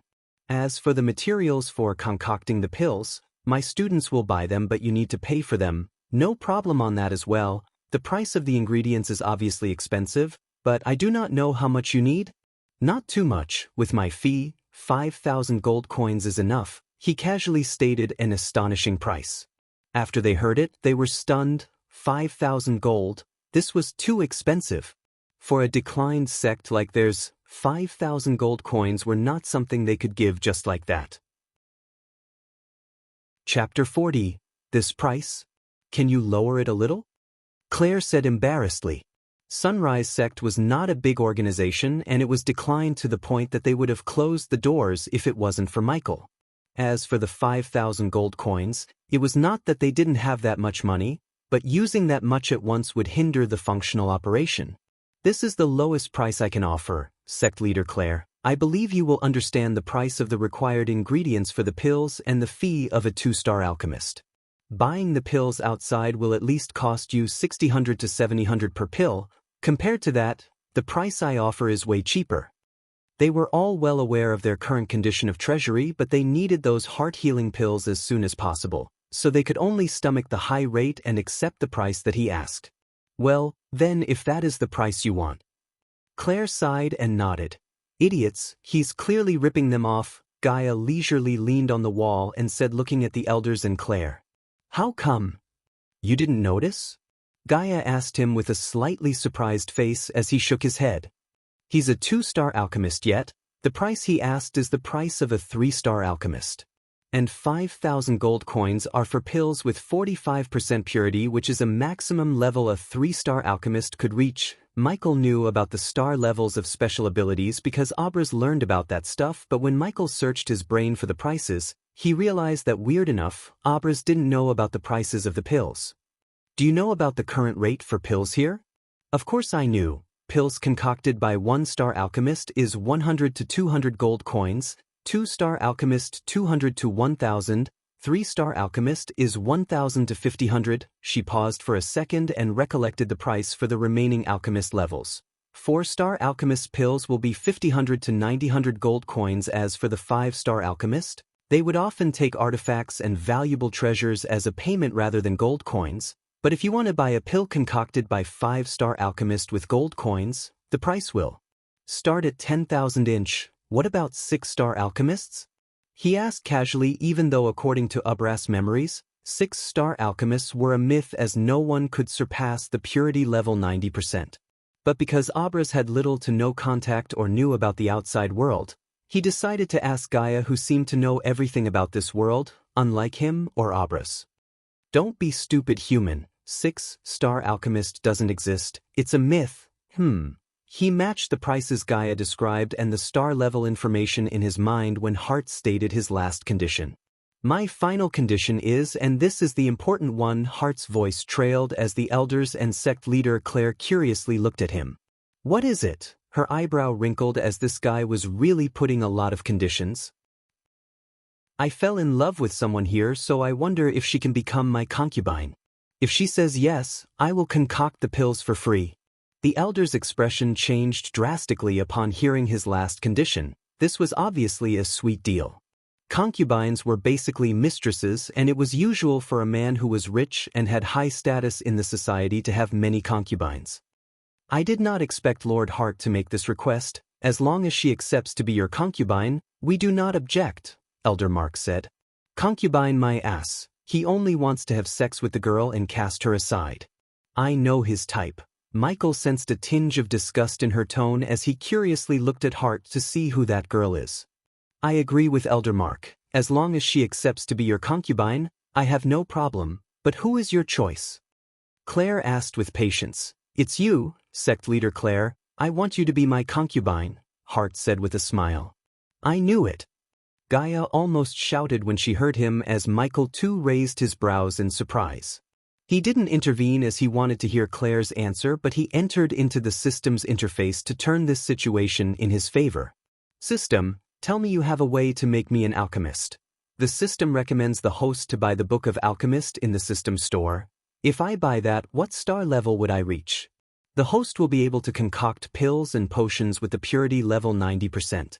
So I will become a 5-star alchemist? Wonderful. Now give me the bad news. How much is it? 20,000 badass points only? He almost spat out blood when he heard the system say only with a tone of a salesperson in the TV ads. However, if he could upgrade the banker's skill to the next level, he could earn 5,000 points converting 1 million gold coins. And after hearing what Gaia said, a 5-star alchemist could easily earn more than 1 million gold coins. Yet, he didn't have enough badass points to buy the book and upgrade the banker's skill to the next level. If the host wish, the system can give a loan to the host with an interest rate of 10%. The host can settle the loan whenever he could, but the system would increase the interest rate by 5% every 10 months. You can do that? Never mind, I'll take the load.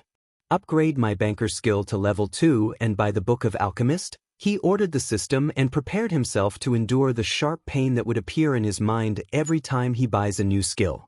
Just as he expected, he experienced a sharp tingling pain in his brain. He etched the skill of alchemy into his brain cells as he slowly became a 5-star alchemist. And when the pain disappeared, he felt like he could concoct pills as easy as writing and reading. I'm going to be so op with my sweet system. He laughed heartily and praised the system. Normal people had to learn and work extremely hard to master the alchemy skills, but he became a 5-star alchemist in a few seconds. Why are you smiling? He still had a grin on his face when he exited the system, and seeing the smile on his face, Gaia asked. On the other side, Claire's body went rigid after Hart's request. Her sect only had girls who belonged to poor families, so if any one of those girls got an offer like this, their life status would be catapulted to the next level. However, she was a born noble and a sect leader. For her to be a concubine, it would be a disgrace to her family and herself. No, I'm sorry Lord Hart, but I can't comply with your request. Claire looked at him and immediately shook her head to refuse. After this refusal, Hart's face was twisted to a frown.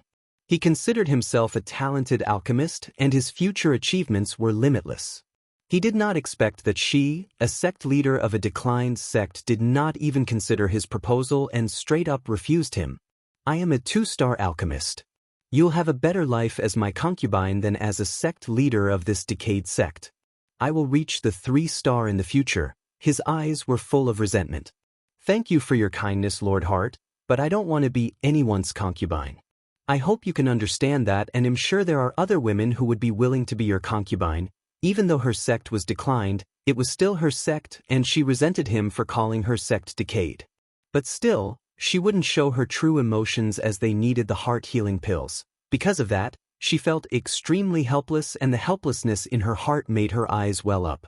Humph, my maids are in a better situation than you, yet you dare to reject me. Hart punched the sofa he was sitting on and looked at Claire coldly. If you don't want to be my concubine, then forget the pills. Lord Hart, please sit down, Elder Mark hurriedly said and tried to calm Hart down, but Hart threw the tea on Elder Mark's face in anger. How dare you? Claire's face turned red in anger as she shouted, I addressed you Lord as a form of respect. I didn't expect you to be this arrogant. I've had enough. Leave before I throw you out. She was only a body refining stage level 5 cultivator, yet when she became angry, an intimidating aura radiated from her which surprised both Gaia and Michael. Gaia felt like the reason for Claire to act so mighty because she noticed Ghost standing in the hall who had killed a body-strengthening stage level 2 cultivator before. Chapter 41. You bitch!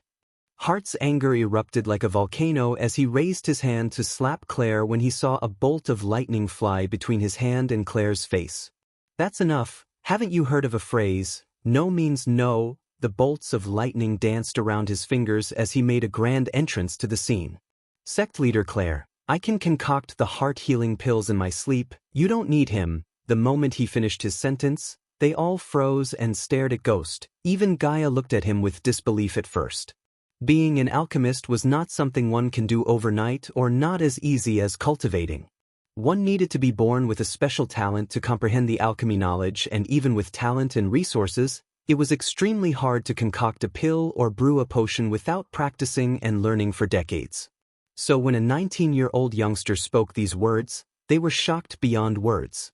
I thought he stole those magic healing pills. Is he really an alchemist? Guy on the other hand didn't think that he's boasting but actually confused hearing him. Brat, who are you?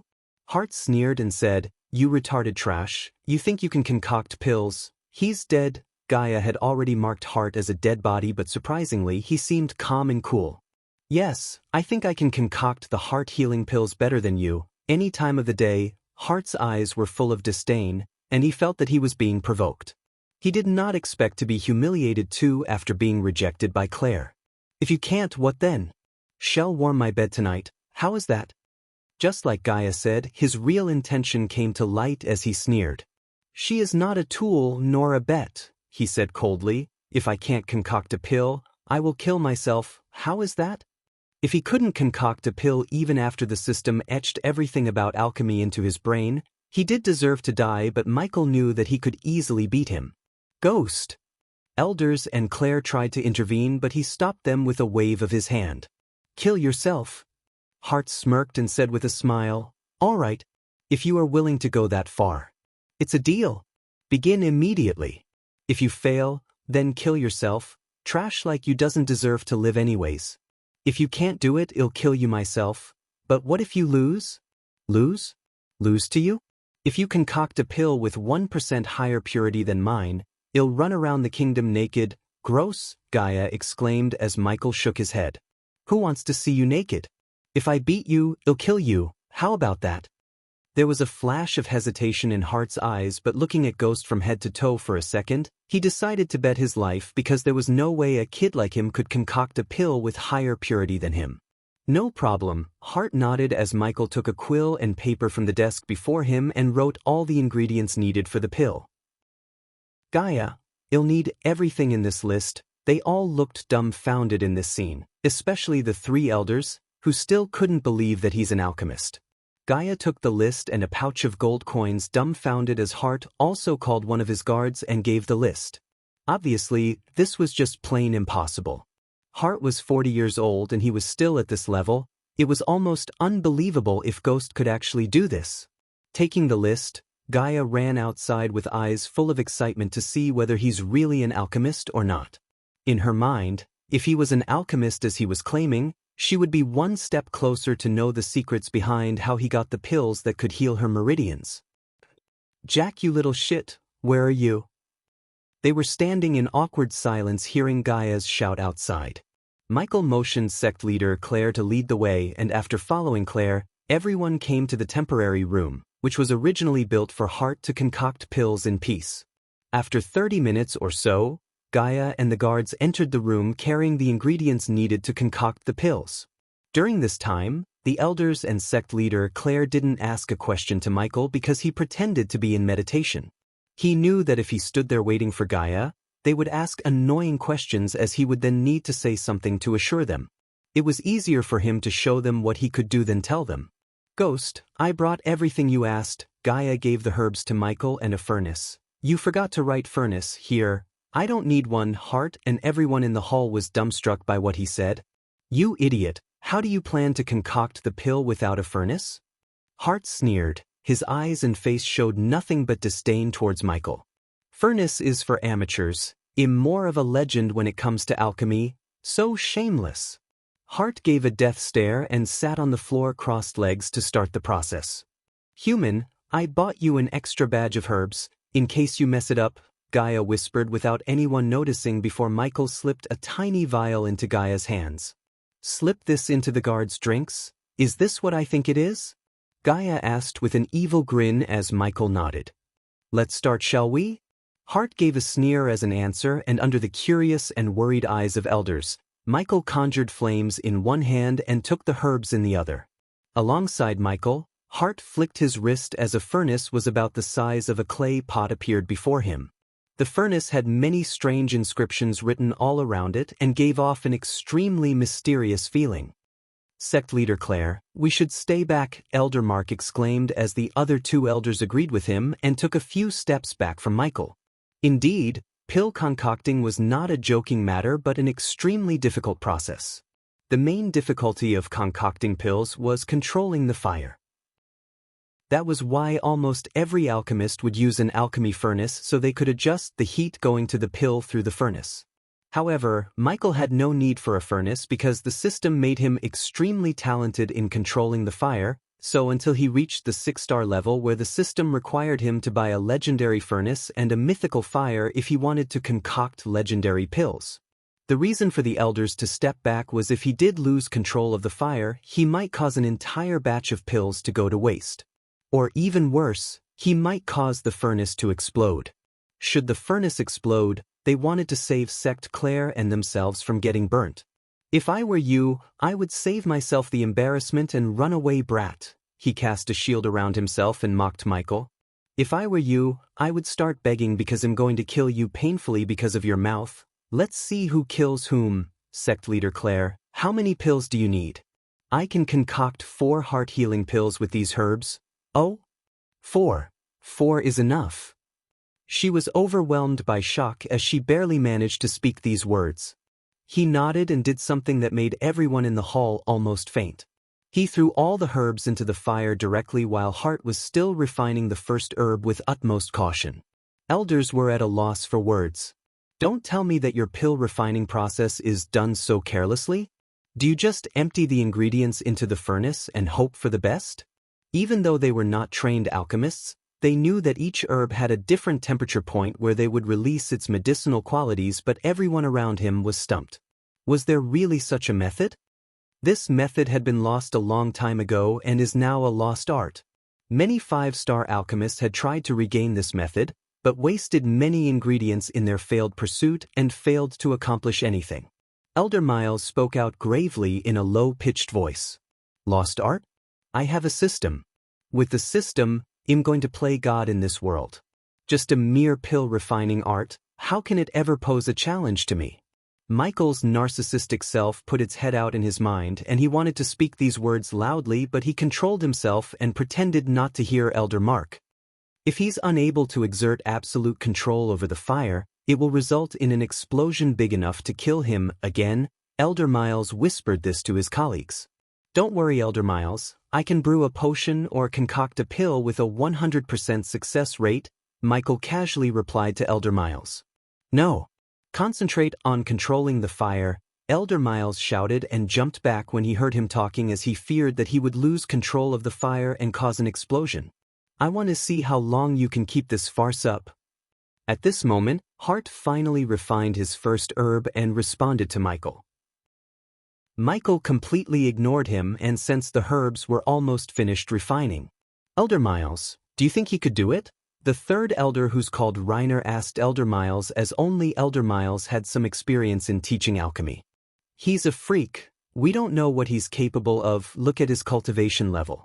He just reached the body refining stage level 1 when we met him, but look at him now. He reached level 5 in just 2 days. We can't question his abilities now. For the sake of our sect leader, he must best hard at this, said Elder Mark. Quit whining, you oldies. He wouldn't have put his life on the line if he wasn't sure of his abilities. Elders turned around to see Gaia walking towards them proudly like she had done something fabulous. The two elders and Claire was shocked to hear her tone, but Elder Mark sighed. Ignore her manners. This girl is a friend of Ghost. During the conversation, Hart finished refining the second herb and had only 6 more to refine. Ha, how long are you going to make a fool out of yourself? Throwing all the herbs at once in the fire, you really are dumb. Even if you want to pretend, at least make it believable. Hart pointed at Michael's behavior and laughed. Watch this. This time Michael sneered as he put his hand above the fire. Then when he lifted his hand, one by one, colorful shiny beads floated up from the fire. There were 8 beads floating above the fire, and soon after, he started merging the beads into one fist-size ball. This is impossible. To refine all the herbs at once, you need absolute control over the fire. This is absolutely impossible. Hart's face lost all of its colors and turned pale. He thought Michael would fail, but he refined all the 8 herbs even before Hart could refine 3 herbs. Also, the beads floating above Michael's fire were shinier and purer than the 2 beads before him. Ding! Congratulations to the host for successfully being a badass. The reward is 200 badass points. Ding! Congratulations to the host for successfully being a badass. The reward is 200 badass points. Ding! Congratulations to the host for successfully being a badass. The reward is 200 badass points. Ding! Subordinate Gaia killed a body-strengthening stage, level 3 cultivator. The reward is 15,000 experience points. The sweet notification bell sound started to ring inside his mind, making him grin. Chapter 42, System. You'll get experience points for Gaia's killings too? Yes, the host will receive experience points for killings of host subordinates. How many points do I need to heal her? 3,000 points to repair her meridians, 20,000 points to restore her previous cultivation level. The system recommends the host to heal her again when the subordinate reach at least 75% loyalty level. I know that system now tells me what was her original cultivation level, before they crippled her? Core formation stage, level 7, whoa. She was a prodigy? Now I understand why she acts so arrogant and overbearing. Never mind, for now, you'll keep giving her the pills to keep her on a leash and increase her loyalty. When he exited the system, he raised his hands as the big silver beads split into 4 small fist-sized pills. Hart saw this scene and began to tremble, especially when he saw the extremely pure pills. 90% purity. Holy shit. Just as the words escaped Gaia's mouth, the elders, sect leader Claire, and Hart felt like they were being struck by lightning. The first 2 had never seen a pill concocted by a 5-star alchemist, but Gaia had consumed many of those to enhance her cultivation. After all, she was a princess. Impossible. Hart mumbled and stumbled back clumsily as 3 pills floated into sect leader's hand and 1 floated towards Hart. At this moment, the 3 elders succumbed to silence. Although they hadn't seen pills with this much purity, they knew that the pills in Claire's hands were superior in quality as the pills radiated an extremely sweet fragrance and arch energy. The elders start to murmur behind him. He's a 5-star alchemist? They were stunned to disbelief. The whole continent had only a handful of 5-star alchemists. Finding them was not an easy task, and even if they found one, their services would not come cheap. Before this, they only thought of him as a genius, but now, they considered him as a youngster blessed by the gods themselves. If he could reach this level at a young age, then that meant his future achievements would be countless. Not only he cultivated at a monstrous speed, but was also a 5-star alchemist. How did he learn all this? They couldn't help but look at Gaia after staring at Michael. They thought Gaia could somehow explain his origins, but she quickly shrugged. Don't look at me, I didn't know he's a freaking 5-star alchemist. But you are his friend? Elder Mark asked. In fact, it was not only them, but even Gaia was completely stunned. Alchemy was not easy, and that was a completely different challenge than cultivation. She thought the reason for his monstrous cultivation speed was because he had a special body type, but now she realized he has more secrets than she assumed. Bastard kept this as a secret? Ding! Congratulations to the host for successfully being a badass. The reward is 200 badass points. Ding! Congratulations to the host for successfully being a badass. The reward is 200 badass points. Several ding sounds again rang inside his head. A puny little 2-star alchemist. Look, this is how the pill concocts by me, a 5-star alchemist would look like, Michael said with a smirk as he slowly walked towards Hart, terrorizing him. As Michael took a step forward, Hart took a step backward in shock and despair. The 3 elders were stunned, but slowly their minds began to jump in joy. They didn't need to use Hart's service any longer. Ghost could be his replacement, and of course, he might not charge for his service, thus reducing the cost they needed to concoct heart healing pills for Elder Sandra. Sunrise Sect now not only had the #1 genius of the younger generation as their disciple but also a 5-essay alchemist. This was just too good to be true. Gaia immediately grabbed one pill from Claire's hands and inspected it.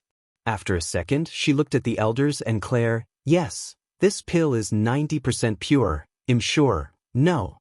Hart was furious, looking at Michael with full of hatred in his eyes. "I didn't expect you to really concoct pills. You all deceived me by hiding the fact that you have an alchemist. You should have thought this before accepting the challenge," he sneered. "Now, in going to kill you, as I said before, painfully, how could he let him live after Hart repeatedly insulted him? Hart's actions earlier couldn't be forgiven easily in his eyes. Huh. Suddenly Hart stopped walking backward and laughed maniacally. "Don't get ahead of yourself. I don't know what stunt you just pulled with the pills. But I know you can't kill me. You're just a body-refining cultivator. I'm at the fucking body-strengthening stage. I can crush you, guards." Hart stood there expecting his guards to arrive at any second with a wicked smile on his face. Yet, there was no one coming inside the hall as Hart shouted again. "Guards! They are not coming, asshole." Gaia stepped forward and stood beside Michael, fiddling with the knife he gave her. When Hart looked at the knife, his heart skipped a beat as he saw the fresh bloodstains on the blade. "What did you do?" A seductive smile and few flirty lines. "That was all it took to make your guards drink my special tea." The little vial Michael gave her before he started concocting pills was the remaining paralyzing potion in his system storage. Because of his responsive shield, he didn't need to fear anyone under body strengthening stage level 2, but those guards were at level 3 and 4, which would possess a threat to Michael if he fought them head-on. So, Michael used Gaia to paralyze them and kill them easily. "Why did you kill one guard?" Michael asked Gaia, ignoring Hart for a moment. "Fucker tried to get all touchy, so I stabbed him in the face after paralyzing him. Now dibs on killing this asshole. No, he's mine." Michael conjured the bolts of lightning as elders watched the scene dumbstruck. Especially, what Gaia did and trying to do stunned them, considering she's just a mortal girl. Yet, she was trying to kill Hart herself. "Ah!" Hart screamed and tried to cast a spell before a wave of wind blasted him outside. "Ghost, wait!" Sect leader Claire quickly stepped forward and tried to stop him from killing Hart. "See ya, human." Seeing Michael halt his steps, Gaia laughed and ran outside with full of excitement to kill Hart before he steadied himself and cast another spell. "Don't come crying to me when he kicks your ass," Michael shouted at the running figure of Gaia and couldn't help but laugh seeing the snake's craze to kill Hart.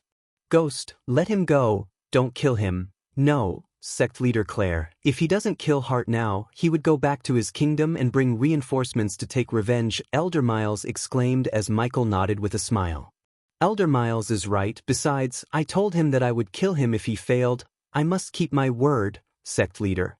Now if you excuse me, I have an alchemist to kill." As he said, he dashed outside to kill Hart before he escaped from Gaia, who had no ability to cast spells. "What? Let's see you cast spells now, huh?" When Michael came outside, Hart was lying on the ground like a statue as Gaia was laughing and kicking him maniacally. "What did you do to me? What happened to him?" The elders and Claire looked confused seeing the guards and Hart's rigid bodies. By looking at the green ooze on the blade in Gaia's hands, he realized that she coated the blade with the paralyzing poison and cut Hart with it, hence, he was paralyzed. "Stop playing with the prey, release me." "Ignitia." While walking towards Hart, Michael sent a few bolts of lightning to the guards and killed them instantly. Ding. Congrats to the host for killing a body-strengthening stage, level 3 cultivator.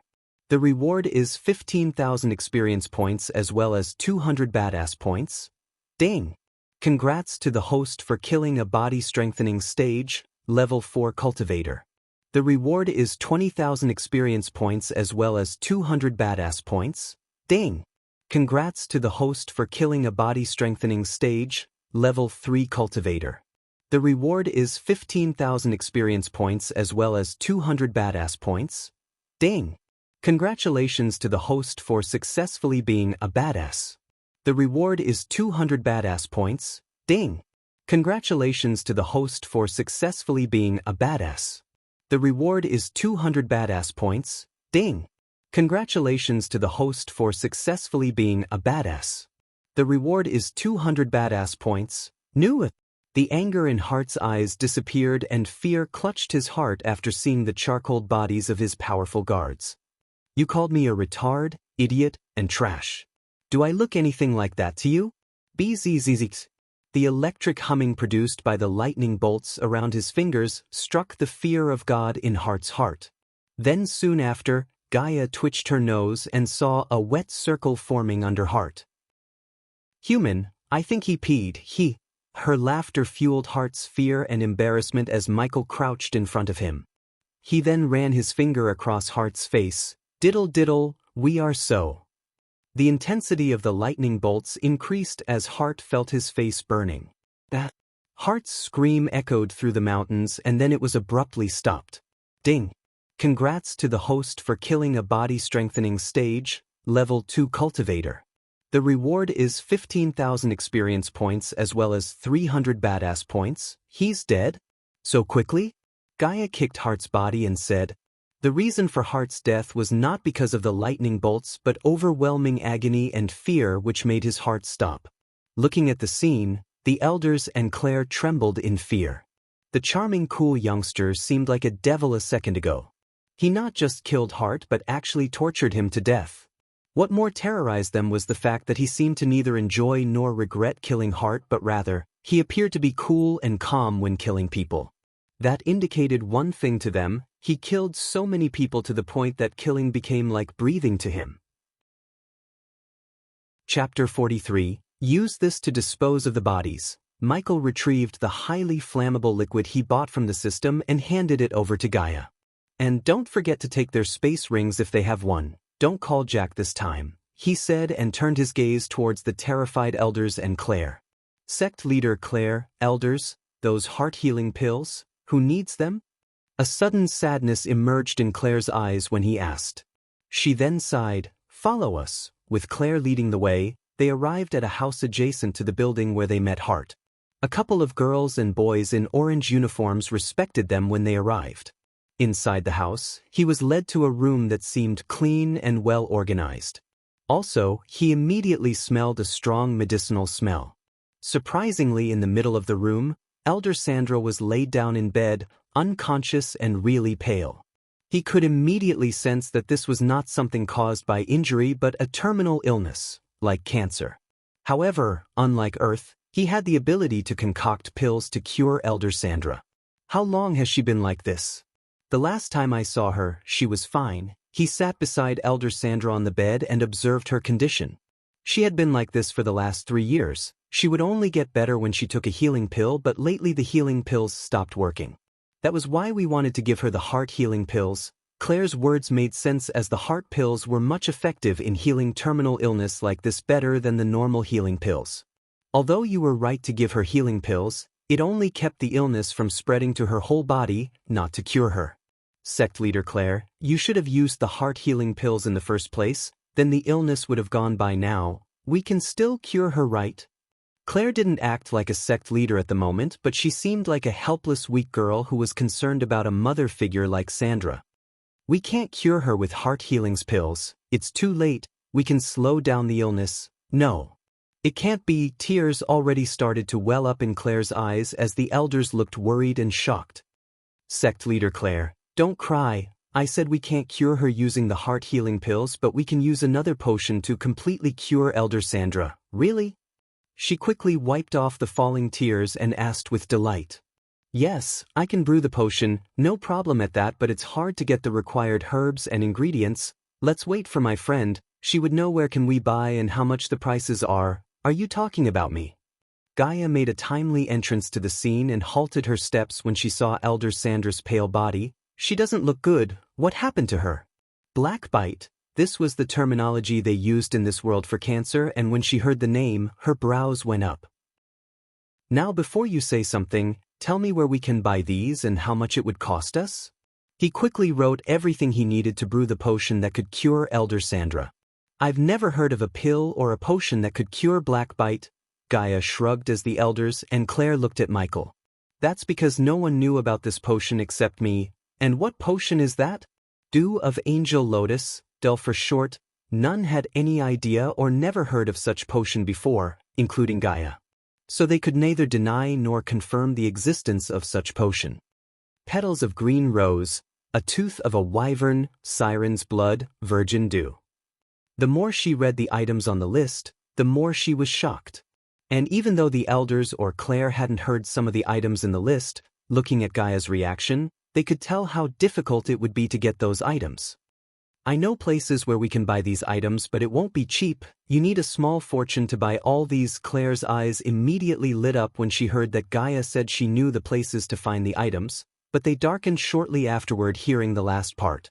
How small? Elder Mark slowly asked, like he was even afraid of asking this question. Something between 400,000 to 500,000 gold coins. What Gaia had said had stunned everyone. Claire's facial expression had turned pale, and her entire body was shivering. Oh my God, I'm going to faint. Elder Reiner lurched aside and held onto the wall to stop his body from falling down. How are we going to get that much? Ghost, please save her. After a few moments of gawking at each other, Claire swallowed the hesitation and came in front of Michael, pleadingly asking. She clutched his hands as tears rolled out of her eyes. Sect leader Claire. This sudden act of her really stunned him. I will brew the potion for Elder Sandra, but I really don't have 500,000 gold coins in my purse. He was no longer sitting beside Elder Sandra but stood up immediately. Claire still didn't let go of his hands while the elders also came closer to him and surrounded him. Sect leader Claire, we can't expect him to have 500,000 gold coins with him. Even if he had, we can't ask him to give it to us. We can plead for a loan from King Breedia. Also, if we can sell the rest of our lands, we may be able to get another 60,000 gold coins. Each elder was speaking their minds and all of them wanted to save Elder Sandra no matter the cost. This showed Michael the bond they had between them.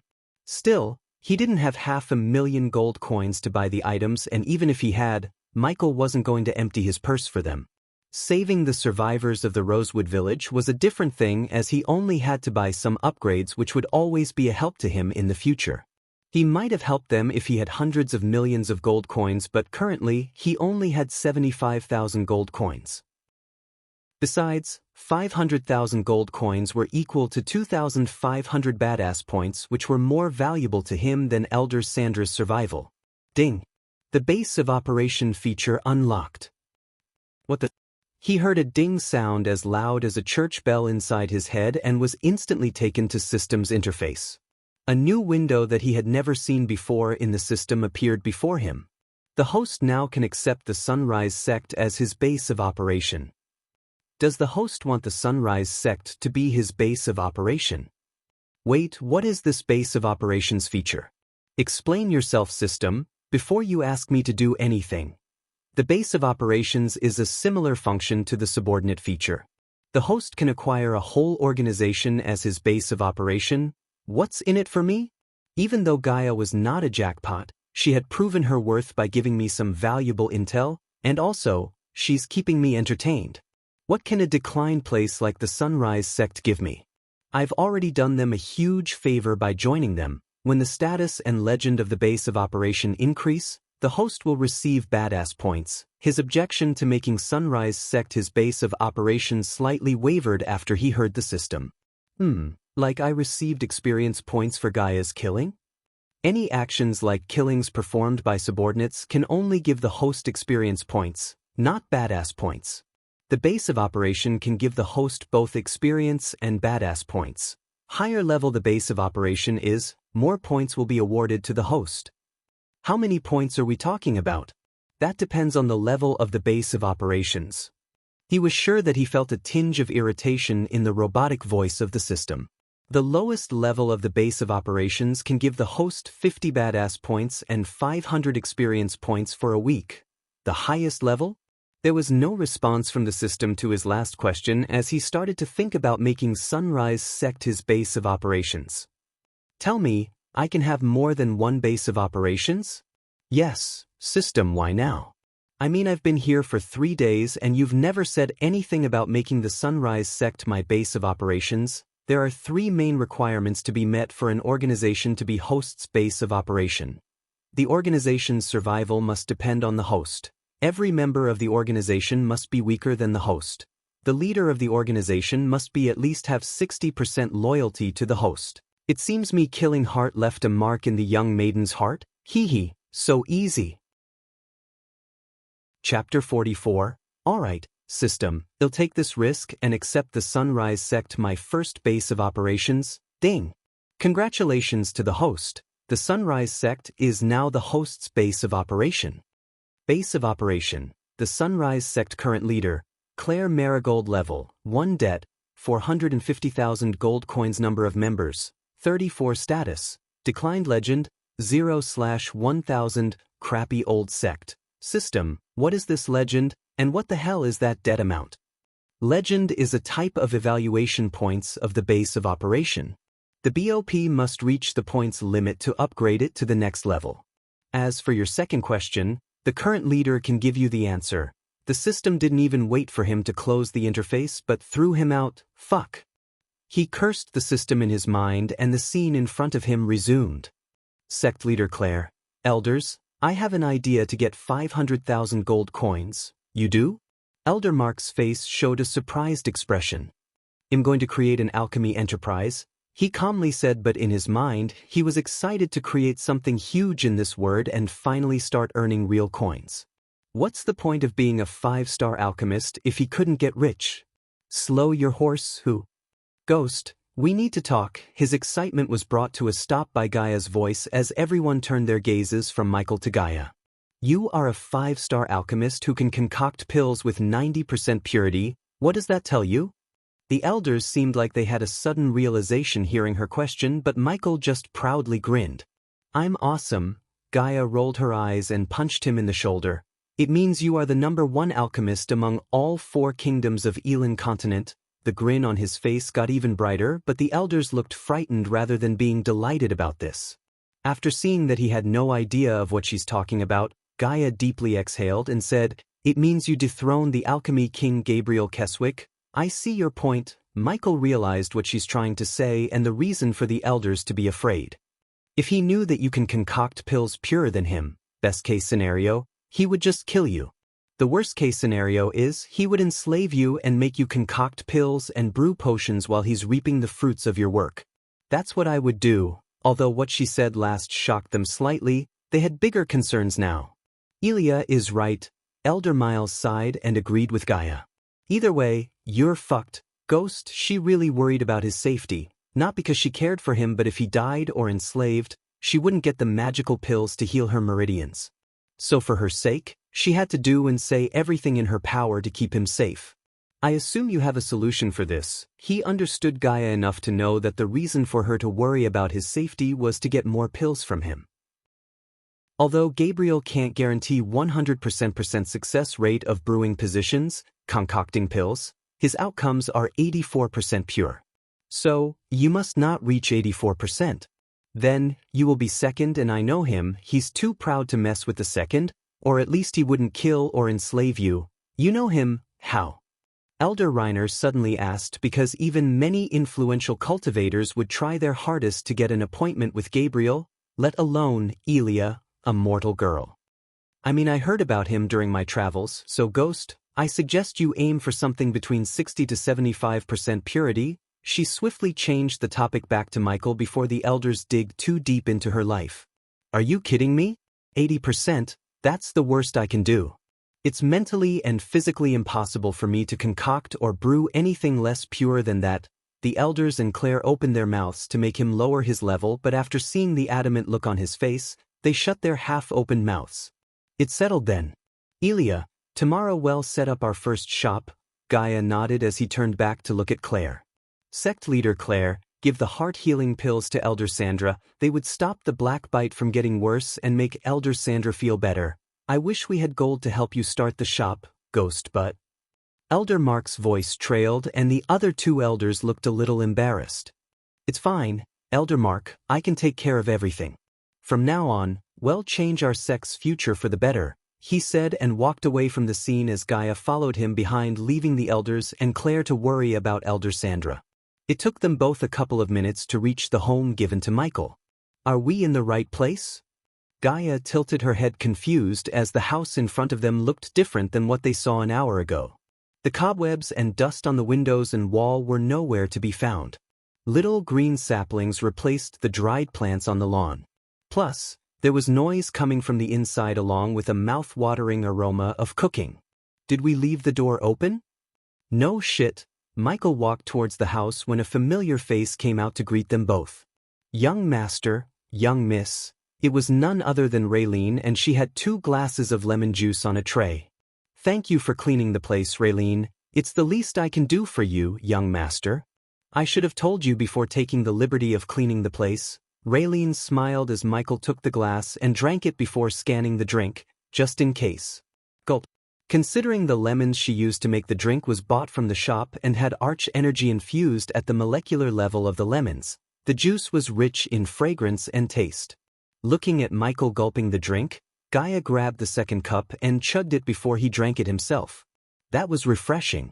Raylene, how would you like to earn some gold coins? Bastard is going for it. The smile on Raylene's face froze hearing him while Gaia giggled inside, having some nasty dirty thoughts, because what can the woman actually do to earn some gold coins rather than pleasing him physically? After all, he was a youth and Raylene was a good-looking woman.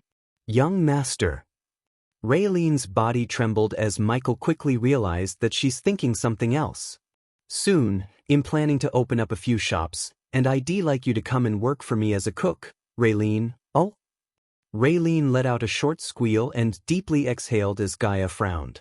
Let me know what you think later, Raylene. Yes, young master, I will work for you. Raylene was relieved realizing that he's not going to ask her to be his mistress, as it was not unusual for a powerful youngster like him to have many mistresses. Good, now go and take care of Cindy. We'll eat later. Raylene nodded and ran back inside the house to put the tray and glasses back. A few minutes after Raylene left, Gaia and Michael plunged into the comfy sofa to discuss their plans for tomorrow. Are you going to tell me? Gaia asked skeptically. Tell you what? What made you suddenly change your mind and help that old woman? I saw you, human. You would have brewed the potion to cure the old woman for free, but you had no intention to buy the items yourself at first. But I saw you change your mind in a few seconds, so I'll ask again, what made you change your mind in those few seconds? Chapter 45. Can't you believe that I'm a good guy? He laughed it off as she rolled her eyes. You're far from a good guy, human. I know you're kind, the kind who do good here and there when there's no harm but wouldn't raise a finger if you have to lose something or face serious consequences. You're just a borderline villain, human, not a good guy as you made those old bastards believe, Gaia said without a doubt and accurately identified his personality. She and he had more similarities than they like to admit. Why do you care anyway? Although I hate to admit it, my survival depends on you and the pills you have. Therefore I don't want you to get killed trying to play hero. You really want to know the answer? He laid back on the couch and asked. Yes. First, answer my question, what do you really want in your life? She was slightly taken back by surprise, but she knew that she had to answer him if she wants an answer from him. I want the throne of Nagaland. Let's just say, you will get the throne, then what? She didn't know where he's going with this, but she decided to play along with him. Then I will rule Nagaland for a couple of decades and head to the Lonely Mountains to reach higher levels in cultivation. The Lonely Mountain was a place where cultivators head towards to enter secluded cultivation for decades or even centuries. The harsh cold environment of the mountain would push the cultivators to their limit and make them break through to the higher levels of cultivation. Of course, many would die in the cold mountains and only cold-hearted as well as talented cultivators would choose to go to the mountain, leaving all the ties to the outside world such as wealth, social status, etc. In the world of cultivation, The higher one's cultivation level, the higher the lifespan. Hence, many powerful cultivators had seen their loved ones die with time, but they will continue to live because of their cultivation level. This often made them sever ties with the outside world and lose their interest in mortal pleasures such as sex, money, and power after a point, and would fully focus on reaching immortality to explore the universe outside. Do you know what I want to do with my life? I want to rule this world, control everything, enjoy everything that this world has to offer. His words expressed his ambition and startled Gaia. Don't be a silly human, you have talent. If you enter the lonely mountain and cultivate for a couple of centuries, you will reach immortality. Michael snickered. What's the point of immortality if I can't even enjoy simple pleasures? I'd rather live 50 years enjoying my life than sitting in a cold cave cultivating in the hope of reaching immortality, with the system as his secret companion. Michael had the resolution in his mind to reach immortality, but unlike typical cultivators, he was neither going to sever his ties to the outside world nor stop enjoying the worldly pleasures. So I would need a place suitable for a man like me. That place is the Sunrise Sect. You can think of this place as a place from where I would start to control the rest of the world. You are serious? She asked with a shaky voice in shock. If these words had been spoken by someone else, she would have laughed her ass off, but when it came to him, she couldn't neglect anything. Yet, she now had more questions than answers. Tell me this, why choose this place? In the big sects, I'd just been another prodigy, another feather in their hat, but here, he didn't finish his sentence but laid back and put his leg on the other and sat like a king. Ding. Congratulations to the host for successfully being a badass. The reward is 200 badass points. If you help me achieve my dreams, it'll not only heal you and get you the Nagaland throne you long for, but also assist you to reach immortality. Big words coming from a guy who's just at the body refining stage. A few days ago, you thought you had no chance of reviving your broken meridians, but I proved you wrong. A few minutes ago, you thought there isn't anyone who could reach 90% purity in alchemy. Again, I proved you wrong. So tell me, Gaia, you really think I can't do everything that I said I can? She knew he was right about everything, and deep down, she had already started to believe that he's going to turn this world upside down. Therefore, she decided to stick with him and help him along while reaping some sweet rewards like the pills that can heal her meridians, as well as pills and potions he would brew with 90% purity, which would help her in cultivation. First, you have to help me out here, human. Give me some pills to get my cultivation back, then I can really help you. You know, get my juice back. She clenched her fist and punched the air frantically. Her actions, however, not surprised him the least, as he expected her to ask for more healing pills. He wanted her to ask for more pills so he could put his plan of making her loyal to him in motion. First, I need to check your meridians. He lied with a straight face and controlled his urge to laugh. How are you going to do that? Seeing him stand up and coming closer to her, she moved back on the couch and asked. Her face had a mix of skepticism and doubt. Turn back and cough, huh? Do as I say, turn back and cough. She stared at him for a couple of seconds, confused at the point. Why is he asking her to do that? But she turned around and coughed as he said, cough, cough. Now breathe in and breathe out. Hey! She wiggled and shouted when she felt his hand on her back. Don't be a baby. Do you want me to check your meridians or what? He chuckled inside and said, just get it over with quickly. And if the last fucker who tried to touch me ended up being burned alive. He ignored her and ran his hand around her back for a few more seconds before letting it go. System, how many pills do I have to give her to heal her meridians? 50 pills? Do you have a less effective pill? I want her to believe that I can heal her, but I don't want to heal her before she becomes more loyal to me. Cheap tier revitalizing pills? Great, how much? 500 pill bottle is 500 badass points. The pill would temporarily enable her to feel her meridians and create an illusion of repairing the meridians. That should do the trick. The system ill by the bottle, exiting the system, he sighed as Gaia's face quickly turned gloomy. What is it? I can still be cured, right? He also put his serious face and said, yes, but your meridians are still in bad shape.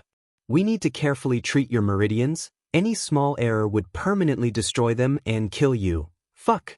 Tell me you and your pills can fix this. Her hands shivered and her face lost all its color in terror. This was the first time he had seen her this much terrified. I thought my pills alone can cure you eventually, but now that I took a closer look, I realized that I have to concoct another batch of pills, a different one than what I previously gave you.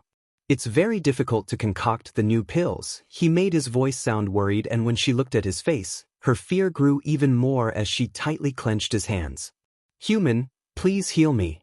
I don't want to be crippled forever, she pleaded with him. Don't worry, I'll do my best to heal you. After all, you're my assistant, aren't you? Yes, I am.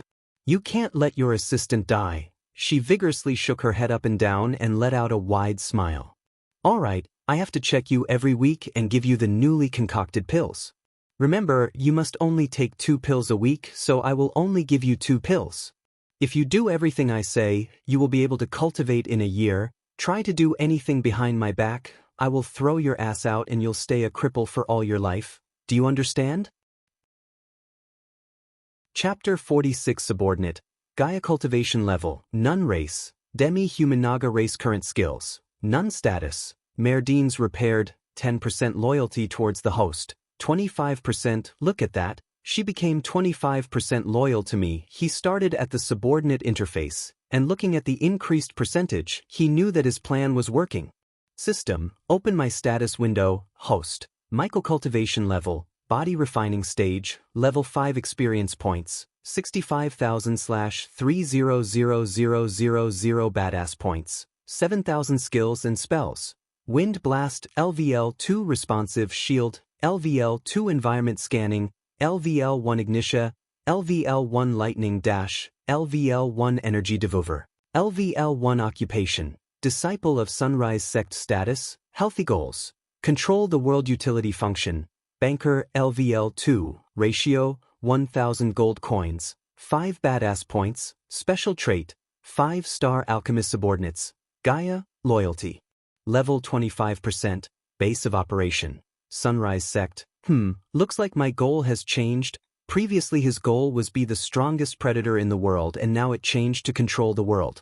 Obviously one had to be the strongest to control the world.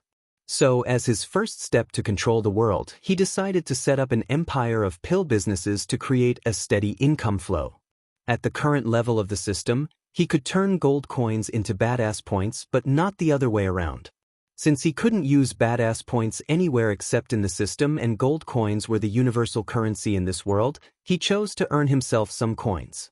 With a rough plan in his mind, he exited the system and saw Gaia was licking the porridge bowl clean. Don't eat the bowl. Fuck you.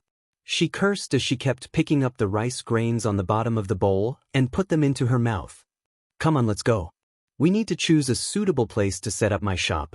But I only ate 3 bowls. Yes, she ate 3 bowls of porridge and showed Michael that she has a pretty big appetite. She wouldn't have a need to eat this much if she could cultivate, as the arch energy would keep her body fed, but it wasn't the case. Thus she had to eat a lot to keep her body functioning. Also, Raylene's cooking talents and the arch energy-infused ingredients that Michael bought from the shop increased the taste of the food several-fold. If you keep eating like this, you're going to be fat. The moment these words escaped his mouth, the food in Gaia's mouth also came out as she coughed up. What did you say?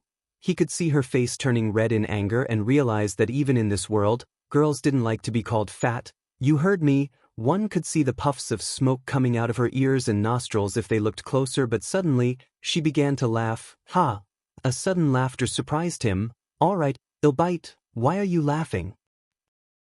She still continued to laugh, and after a few seconds, she stopped and looked at him. Even with all your talents, because of your mouth, you're going to end up dying as a virgin. She paused for a moment and then said, unless you pay for a girl to do you, ha, ha. Now this time, Gaia was surprised to see him burst into laughter. Why are you laughing? It's just, even if you pay, no one would do you, ugly. Ha, ha, great comeback, ha. Both of their laughter echoed through the house, and both felt refreshing to laugh like this after a long time. Michael and Gaia finished their supper and came outside of the house when the sun reached the middle of the sky. Because the sect had only a few disciples, the mountains seemed lonely. How far is this, Bradford? If we start walking now, we'll reach Bradford in 6 or 7 hours. Next option, we go to River Town, which we can reach in 30 minutes using your speedy spell. From there, we can rent a Pegasus and fly to Bradford in 2 hours. Flying on a Pegasus? Cool. He was barely able to contain his excitement from showing on his face when he heard the words Pegasus and fly. Although he flew in airplanes countless times, how could that be compared to actually flying on a Pegasus, the white feathery horses? Let's go. He was about to take Gaia's hand and use the lightning dash when he saw 2 familiar faces walking towards them. The 2 familiar faces were none other than Daniel and Ricky, the 2 guards Michael met in Rivertown. They looked rather tired and drenched in sweat as their light brown clothes turned into dark brown because of their sweat. Young Master Ghost, why are you guys here? This was the second time he asked the question today as both Daniel, the older guard, and Ricky, the younger one, breathed heavily.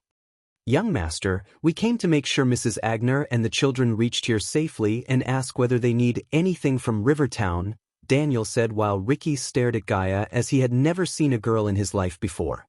Seriously? Gaia questioned Ricky with an annoyed voice as he didn't even try to hide the way he was looking at her. Michael had no intention to stop Ricky as even with the mask on to change her face. She looked pretty, hence, it was natural for a youngster like Ricky to be mesmerized at her beauty. Ricky! Daniel pinched Ricky and brought him back from his stupefied state.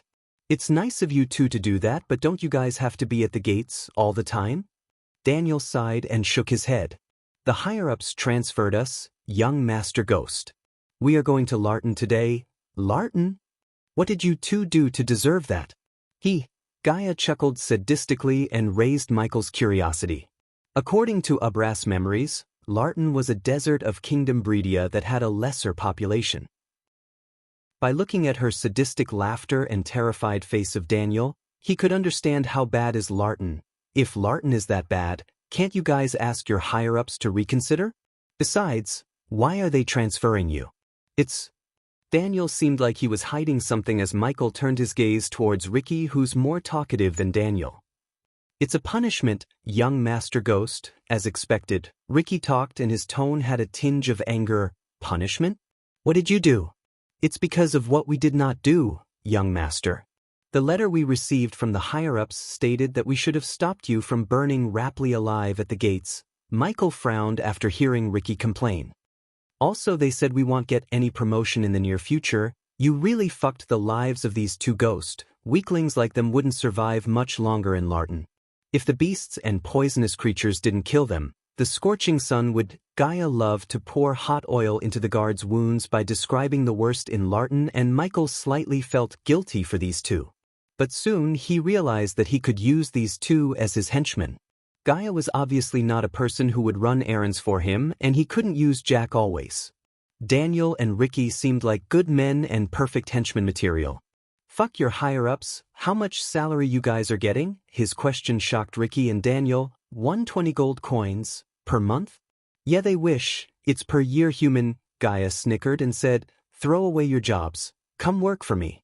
I'll pay you what you get in a year for a month. Before Daniel and Ricky could respond, he retrieved 2 pouches and threw them to the 2 guards. This is your hiring bonus. From now on, you 2 work for me. Ricky and Daniel trembled in surprise and shock. Just by feeling the weight of the pouch in their hands, they could tell that there are more than 100 gold coins inside. Ricky was the first to fall down to the ground and hug Michael's leg. Fuck those old bastards in the capital. I'll work for you, young Master Ghost. After seeing Michael's generosity and their monthly salary under him, Daniel also knelt down and shed tears of joy. Alright, get up you 2. Be loyal to me and you'll know what it's like to be rich. Alright, character introductions and fillers are over. Upcoming chapters will be fast-paced, action-filled, and fun. Chapter 47, So Cool! At the moment, Michael was flying on a Pegasus behind Gaia. Because of Gaia's previous experience flying the Pegasus, she rode it while Michael sat behind. But that didn't stop him from being extremely happy. His one hand was on Gaia's shoulder to maintain his balance while with the other hand, he constantly tried to grab the fluffy clouds even though he knew clouds are made of water vapor and dust particles in the sky. For God's sake, human, you can't catch the clouds. You're going to fall and die if you keep trying, she screamed and elbowed him in the gut. Hey, Gaia, because of the wind resistance, he had to shout. How much does this Pegasus cost? I need one. Pegasus were horses with wings, and the most common color of these noble creatures was pure white. They were intelligent creatures that could understand the orders of the owner and were protected by a special spell that prevented the riders from stealing them. Hence, the Pegasus taxi owner didn't need to travel with who hired it but simply sit in his office and let the Pegasus finish its route and come back. However, if the riders had no experience flying on Pegasus, the Pegasus owner would provide one with experience, but that would cost additional cost. Since Gaia had the experience, Michael didn't pay this cost but let her fly the Pegasus. You can't. If you want one, you have to get permission from the 4 kings of Elon continent. Seriously. But I don't know, it has been a common law of Elon since forever. Fuck them, I'm planning to make a dragon my pet and fly on it. Ever since he found out that this world has dragons, he couldn't wait to get his hands on a dragon baby or a grown dragon. Make a dragon your pet? You're one crazy motherfucker, you know that. Gaia shouted, and now, she had grown quite familiar with his grand ideas and plans. He would have bought one from the system if the price wasn't in the millions. We're going to land, hold tight. She giggled evilly as the warning beep sound in his mind went crazy. She galloped the Pegasus and turned the Pegasus to do a barrel roll in the midair. Michael's reflexes were outstanding, therefore when the moment the warning sound rang in his head, he wrapped his hands around her waists and held onto her tightly. Bastard! Get your hands off of me! She didn't expect him to act quickly or wrapped his hand around her waist. She wanted to scare him off, but the situation turned against her favor. Do it again. He already enjoyed the ride tremendously, but the last part of him touching her waist was icing on the cake. On the contrary to his demand, she stopped barrel rolling and landed the Pegasus on the ground. You perverted bastard! The moment her feet touched the ground, she shouted at him as he waved her off. What did you expect? Me falling down from the sky? Just be glad that held onto your waist. She quickly covered her chest like she was naked when she looked at where he was looking at. Nay. The Pegasus beside them neighed and took off, leaving them behind at the outskirts of the marketplace erected on the light side of Bredia. Bradford was a town led by Baron Totunk. This town wasn't built by a mountain by accident, as it has ancestral grounds, which was of great importance to the people of Bradford and its success. The town itself looked imposing. With its spruce wood rooftops, limestone walls, and silent mountain range, Bradford had a pleasing atmosphere. Bradford had a booming economy, which was mainly supported by mining, baking, and wine brewing. But their biggest strengths was the reason for Michael to be here, alchemy. Despite its strengths and weaknesses, Bradford was most likely headed towards a gracious future under the leadership of Baron Totunk.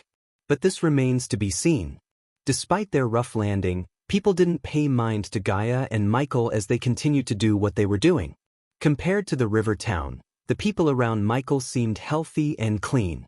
Most ladies wore at least one jewel on their body, and occasionally he could see ladies who had armed escorts, lavish jewels, and wore fancy robes. These must be noble ladies. The noble ladies slightly looked like Roman noble ladies in the Spartacus television show he watched on Earth. Obviously, Michael took a few peaceful minutes to enjoy the hot ladies and girls on the streets, which frustrated Gaia as he never looked at her like he's staring at these noble ladies now. Shall we move now? Or do you need another hour to finish eye-banging them? She pitched his ears and interrupted his eyes from feasting on the beauties. Through the bustling streets of Bradford, both of them passed many food stalls, bakeries, and various other stores. For a second, he felt like he was back in the streets of Los Angeles, back on Earth. Wow, there are only 2 alchemy stores. After finishing checking out all the stores on both sides of the street, Michael realized that Bradford only has 2 alchemy stores owned by 2- and 1-star alchemists. Of course, the shopkeeper in those stores weren't alchemists but just salespersons. Hey, look, this building is on sale. He and Gaia came before a newly built building next to a bakery and jewelry. The building had 2 floors and huge glass windows that almost made the inside of the building transparent. Good condition and location. Because of the jewelry, we can draw the attention of nobles quickly. Come, let's go see the owner of the building. Hey, is that Ghost? Yeah, it seems like him. Who's that girl with him? Can we get an autograph? Seeing that Michael had stopped, some of the people in the crowd recognized him. The people who had seen him stopped and kept watching him from afar. He entered the door and saw a bald-headed man wearing golden robes sitting in the rather empty building. He was meditating, and hearing the footsteps, he opened his eyes. "How can I help you too?" "I saw the sign outside. I'd like to buy this building. State your price." The man stood up and rubbed his shaved chin for a second. "Young man, my price is not cheap. Forgive me for being blunt, but you or your friend here don't seem very rich to me." Since Gaia said that at most, a building would cost 25,000 gold coins, therefore he didn't have to worry about the cost, as he had 30,000 gold coins plus 10,000 gold coins he got from Heart Space Ring. "Alright, 20,000 gold coins, non-negotiable." Michael looked at Gaia as she gave a nod of approval, indicating he's not ripping them off. The shopkeeper had built this store using most of his savings to open a gem business. But his son became a father, and his wife was urging him to leave Breedia to go live with his son. Therefore, he decided to sell this building, and because he used most of his savings, he wanted to get most of his coins back. Hence he stated a high price, which left him with no buyers. However, Gaia knew a 5-star alchemist would earn 20,000 gold coins with a couple of pills, so she had no problem buying this place. "I'll take it." Michael nodded and ordered the system to stack 20,000 gold coins in front of him. He gave the gold coins to the shopkeeper, who was quite surprised, but he quickly took the coins into his space ring. The shopkeeper then gave him a contract, and in a few seconds, the deal was done. "Now we have a building, let's go shopping for the pill ingredients." Chapter 48: Successfully buying the building to set up their alchemy business. Michael and Gaia once again took on a stroll through Bradford. Bradford was a huge, flourishing city. As Gaia led him throughout the city, they came across several thriving streets of Bradford. Then the two finally came to a stop right in front of a massive building with the words, "Green Heaven," written in elegant calligraphy. "Human, this is the biggest treasure store in Bradford. If you want anything rare or valuable, you can find it here. Also, they have the biggest collection of everything we need to set up our business." He noticed that she uses the word "we" more often and begins to be a team player. "Let's go inside then." Within Green Heaven, many richly dressed men were walking around along with several sturdy-looking guards that were all looking with an attentive gaze at the merchandise around them. "Look at that, idiots looking for fancy items to add to their collections. What's the point of spending millions of gold for a single painting?" she said, glaring at the group of people who were checking out a fancy painting. He agreed with her in his mind, as he too had the same thought when he saw people spend millions on French paintings or weird statues. He only spent his money on mansions, guns, and video games that had a practical use. "I miss my Xbox, PlayStation, and my PC." He sighed inside and continued to follow Gaia. The first floor is mainly for useless things, for rich good-for-nothings. Afterward, Michael and Gaia climbed up to the second story. As Michael approached the second floor, 2 soldiers in full metal plate armor blocked his path to the stairway. One of them looked at Michael before speaking out politely, "My lord, my lady, show us your way of payment before entering." "Human, take out the gold coins," she whispered to him and said to the guards, "We don't use pay cubes, we deal with cold hard coins." Michael retrieved the remaining gold coins and stacked them before the guards. "Can we go inside now?" Gaia said. "Of course, please enter, my lord, my lady." The 2 men instantly gestured for him to go past them. Pay cubes were a way of storing and saving money. Within the Elon continent, the color of the pay cube also signified one's wealth. It was a symbol of status that was a requirement for entering some businesses. Fortunately, Abrass Memories had some knowledge about the pay cubes, so he was not entirely clueless. "Where do I get a pay cube?" After entering through the door, he quickly asked Gaia. "Of course you don't know. You can't get a pay cube whenever you want. You need to have at least 100,000 gold coins in your pocket. And then, you can get one from a Grand Spire Bank branch. Remind me to get one." "I'm not your notebook, you know." She rolled her eyes, but he knew she would do that. Throughout the entire floor, there were many strange and bizarre plants and items on display, ranging from many different colored flowers to strange lumps of iron. There were even many animal parts and organs in glass bottles. Among the items, there was a small pile of iron sand. The iron sand was darkly colored and exuded a constant black flame. Nothing for fuel but the air around it. The fire burned constantly without ever being extinguished. Aside from that, there were a few other strange crystals that glowed brightly along with a few ancient-looking alchemy furnaces. In short, there were many fantastical things to be seen, some from the past and many weren't ordinary-looking things at all. The second floor of the Green Heaven didn't have as many people as the first floor. There were only 20 expensively dressed men that casually walked around and selected an item that caught their interest. "Stop gawking around, human, you're embarrassing me." Of course, he gawked around as a child entered a museum for the first time. Every time he thought that this world couldn't surprise him anymore, new things would do just that. In his previous time, he had to avoid going to public places in his free time as there was a risk of exposing himself. Even though none had seen his real face, he preferred better to be safe than sorry. So places like these brought the child inside him. Gaia exaggerated things by saying he's embarrassing her, but in truth, she liked messing with him. She dragged him to the counter herself after he had taken too long gawking around. Right in front of them on a counter were countless bizarre-looking plants, items, and crystals. He already decided what kind of pills and potions he's going to make and everything he needed in his mind. Calling over the manager of the second floor, he placed a list on the counter. "I need everything in this list." The manager was a white-haired elder. Although he was quite old, both of his eyes shined brightly as if both pupils were a shining star.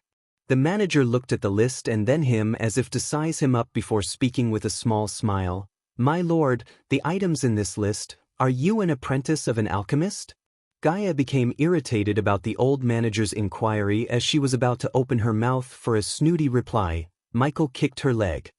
"Ouch, something like that, Manager T. We have everything on the list, my lord, but the total price will be rather high." Manager T took a few seconds to do the math and said, "How much?" 6,000. Place as big as this and popular as this wouldn't swindle a customer like roadside stores. Therefore, even though Gaia wasn't completely certain about the price of the items in the list, she nodded when he looked at her. Besides, she knew that the prices are fixed and no point in negotiating. "I'll take it. Stop following me. You're irritating me to death." He was about to take the gold coins when he heard a girl shouting. He momentarily stopped and turned back to see a few people entering the floor. He counted 10 bodyguards who adorned silver Kevlar-like armor and held spears in their hands. They seemed to be following a young woman who shouted a moment ago at the young man who was trying to persuade her while following her. The girl seemed to belong to a wealthy family. Both Gaia and him looked at the young girl. She was good-looking and suddenly, the angry girl's eyes fell on Michael as he was in the midst of staring at her. She shouted, "You lecher! What are you looking at?" Michael was taken back by surprise as the young girl had decided to take out her anger on him. Although the girl seemed to be at body refining stage 3, the guards around her were at body strengthening stage 2 and 3, which indicated the mighty background of this haughty girl. Hence, he decided to ignore her rather than say something that could bring unnecessary trouble. "What is with me and angry girls?" He ignored the girl and turned his gaze at the manager back. Gaia, on the other hand, looked at the girl from top to bottom, and when she noticed the symbol the guards had on their chests, she quickly turned around. But when the young girl noticed him ignoring her without showing any emotions, she became more enraged and shouted at him, "You rascal, no point of turning your head now. I saw you gawking at me. Haven't you seen a beautiful girl before?" It was true that he was an assassin and always preferred to avoid as many troubles as possible, but now, the girl crossed the line. If he didn't say anything now, he wouldn't be a badass, would he?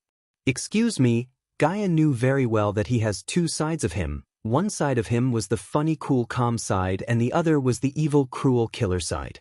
Now she could tell the other side of him sticking its head out. "I never gawked at you, I just heard you shouting and turned my head, like everyone else in this room," he said, and then pointed his finger at the youngster who was following her in the first place. "If you have one guy following you, it doesn't mean you are the Miss World and everyone is courting you." When he finished replying to the girl, everyone was dumbfounded, especially Manager T and the bodyguards. Ding! Congratulations to the host for successfully being a badass. The reward is 1,000 badass points. Chapter 49. One of her female bodyguards couldn't keep her straight face as she looked at him in shock. In the meantime, Gaia tried to pinch his hand and let him know who the girl in front of them is before he does something that puts both of them in trouble. But Gaia couldn't help but admire him when it comes to making enemies out of beauties. Moreover, his guts were worthy of being praised. Not many people could dare to speak in such a manner in front of the most irrational and overbearing girl in Bradford. The girl stared at him with fierce eyes. She then said, "Do you know who I am? As you can see, I'm already not in a fine mood today. I can help you in getting rid of your bones, if you want." Bitch is trying to get herself killed. Gaia cursed the girl in her mind and grabbed Michael's hand sneakily. "Look, Lady Jane, daughter of Baron Tonk." The last part was unnecessary, but Gaia used it to reveal the identity of the girl to Michael. He was obviously shocked and cursed at his luck, but he was not going to back off as it was too late to back off without being seen as a coward. The boy who followed the girl was startled. He recalled that this woman, Jane Totonk, was the biggest terror of Bradford. He had been beaten up by this girl in the past because of his love for her. The beating had been so severe that it had taken him nearly a week to get off his bed. "Without your father's identity as Baron, you're just another girl who thinks too highly of herself. Now if you excuse me." Michael turned to look at Manager T as he wanted to leave this place as soon as possible. Michael feared that if she talks too much, he would beat her to a pulp. Jane's face turned red in anger and she seemed as if she was about to pounce on him and give him a good beating. According to the things Gaia heard, the young woman had great fighting abilities even though she was extremely young. She could easily defeat a normal body refining stage level 5 cultivator due to the powerful spells and fighting techniques she learned. However, Gaia knew that Ghost is far from normal and he could not only kill her but also her bodyguards. The girl started to laugh maniacally. "I can't wait to see how are you going to talk when my guards knock all your teeth out," she said to Michael and looked at her guards. "I want to see him beg for mercy. As for his whore, throw her out of my store." "Whore? Human, kill them." Hearing the girl call Gaia a whore, Gaia lost all her reasonings. Compared to a princess and a prodigy like her, how could a girl like Jane, a mere daughter of a baron, insult her like this in front of all these people? Michael raised his hand and said as the guards halted their movement. "Don't tell me you're going to beg just like that." Jane held her head high and arrogantly looked at him. "Why don't we take this fight outside?" Since the fight is unavoidable, he wanted to make the best out of it. If he fought inside here, only 20 or so people would see, but if he fought outside, more people would see him, hence, more badass points. Even though he knew he's going to face some bad consequences because of this bitch, he couldn't help but feel excited thinking about the badass points he's going to reap from this fight. For a moment, the girl and the bodyguards looked like a bunch of sheep walking towards the lion without any ideas of the slaughter that's about to happen. Gaia knew that there's no stopping him now as Jane sealed her fate by her mouth. "Why did you have to provoke her? You're indeed a big deal in Bradford. But you messed with a wrong human." An idea crossed Jane's mind as she looked at the arrogant face of the youngster standing in front of her. "Very well, if you want the whole city to see my guards beat you, so be it." She had spoken these words without any hesitation. She was clearly an extremely bold woman. "Miss." One of Jane's female bodyguards tugged at her sleeve in an attempt to discourage her. The female guard didn't know what was Jane's motivation to mess with the young man, but looking at his black outfit, she seemed to recall a person called Ghost who massacred the entire Blood and Bone sect and killed the sect master Ralphie. The female guard also heard that Ghost wore a full black outfit that seems unique like the ones the youngster before is her wearing. If he was the same person who killed Ralphie, the guard wasn't sure that she could defeat him. Also, if what she heard that happened in Heaven's Gate competition was true, he's a prodigy and prodigies are extremely unpredictable. However, Jane wasn't in the mind to care about anything. Jane said excitedly, "Come on then." Michael was still calm and did not show any expression on his face while Jane's bodyguards looked at each other and smiled bitterly. Then, they walked towards the door to exit the building. The people on the floor also followed them as they didn't want to miss the entertainment. The bodyguards were feeling pity for the youngster, but no one among them was in a position to do anything. They blamed the youngster's bad luck and bad mouth to mess with Jane, who was renowned for being arrogant and overbearing in Bradford. Although Gaia knew about Jane's personality, Gaia felt like the girl wanted to pick a fight with Ghost. She wondered why and planned to ask her after he terrifies Jane by killing all her guards. Oh fuck, the little devil Jane. Shut up, if she hears you she will kill you. Het, look it's Ghost, what is he doing with her? They finally arrived outside and caught the eyes of many people on the streets. Many people's expressions changed, and their faces became as pale as a white sheet when they saw Jane. In Bradford, Baron Totonk had more authority and power than the king of Bredia himself. It was not because of Baron Totonk's leadership but because of Jane's grandfather, Reginald Totonk, who was a core formation level 7 cultivator. He was one of the characters in the Kingdom Bredia who had the capabilities to challenge Bredia's finest warrior under King Bredia. Jane was the only daughter of the Totonk family. She had 3 brothers who were serving in the military and 2 uncles who were also great generals in the army. Therefore, the might of the Totonk family could not be underestimated. She had been greatly pampered as she was the only daughter of the family. So, she had become spoilt and conceited. However, she was extremely skilled. Her level of cultivation in arch energy had reached a superior level even though she was very young. The people had given her the nickname Alpha Girl because she was blessed, or cursed, with a strong feminist mentality who looked one on all males. Most of the young masters present at the scene had a bitter experience with her in the past. Also, she was often seen with one of the prodigies of Bredia, Selena. Young man, if you want to blame something, blame your bad luck. There were 16 male and female guards around Jane, and one of the men said looking at Michael. Oh shit, they are going to fight? Who is that kid in black? He's the one who won Heaven's Gate competition, you moron. Ghost, the Ghost, holy shit. Ghost versus Devil. Holy moly, what the hell is going on here? The crowd went crazy and murmured looking at the scene while walking backward away from the scene as they didn't want to be collateral damage by standing in their way. Human beat them to near death but do not kill them, Gaia whispered into Michael's ears before walking away from him. As much as he loved to disagree with Gaia, he knew she's right.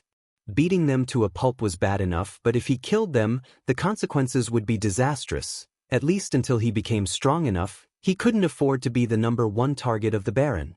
So for now, he had to settle for only badass points, not experience points.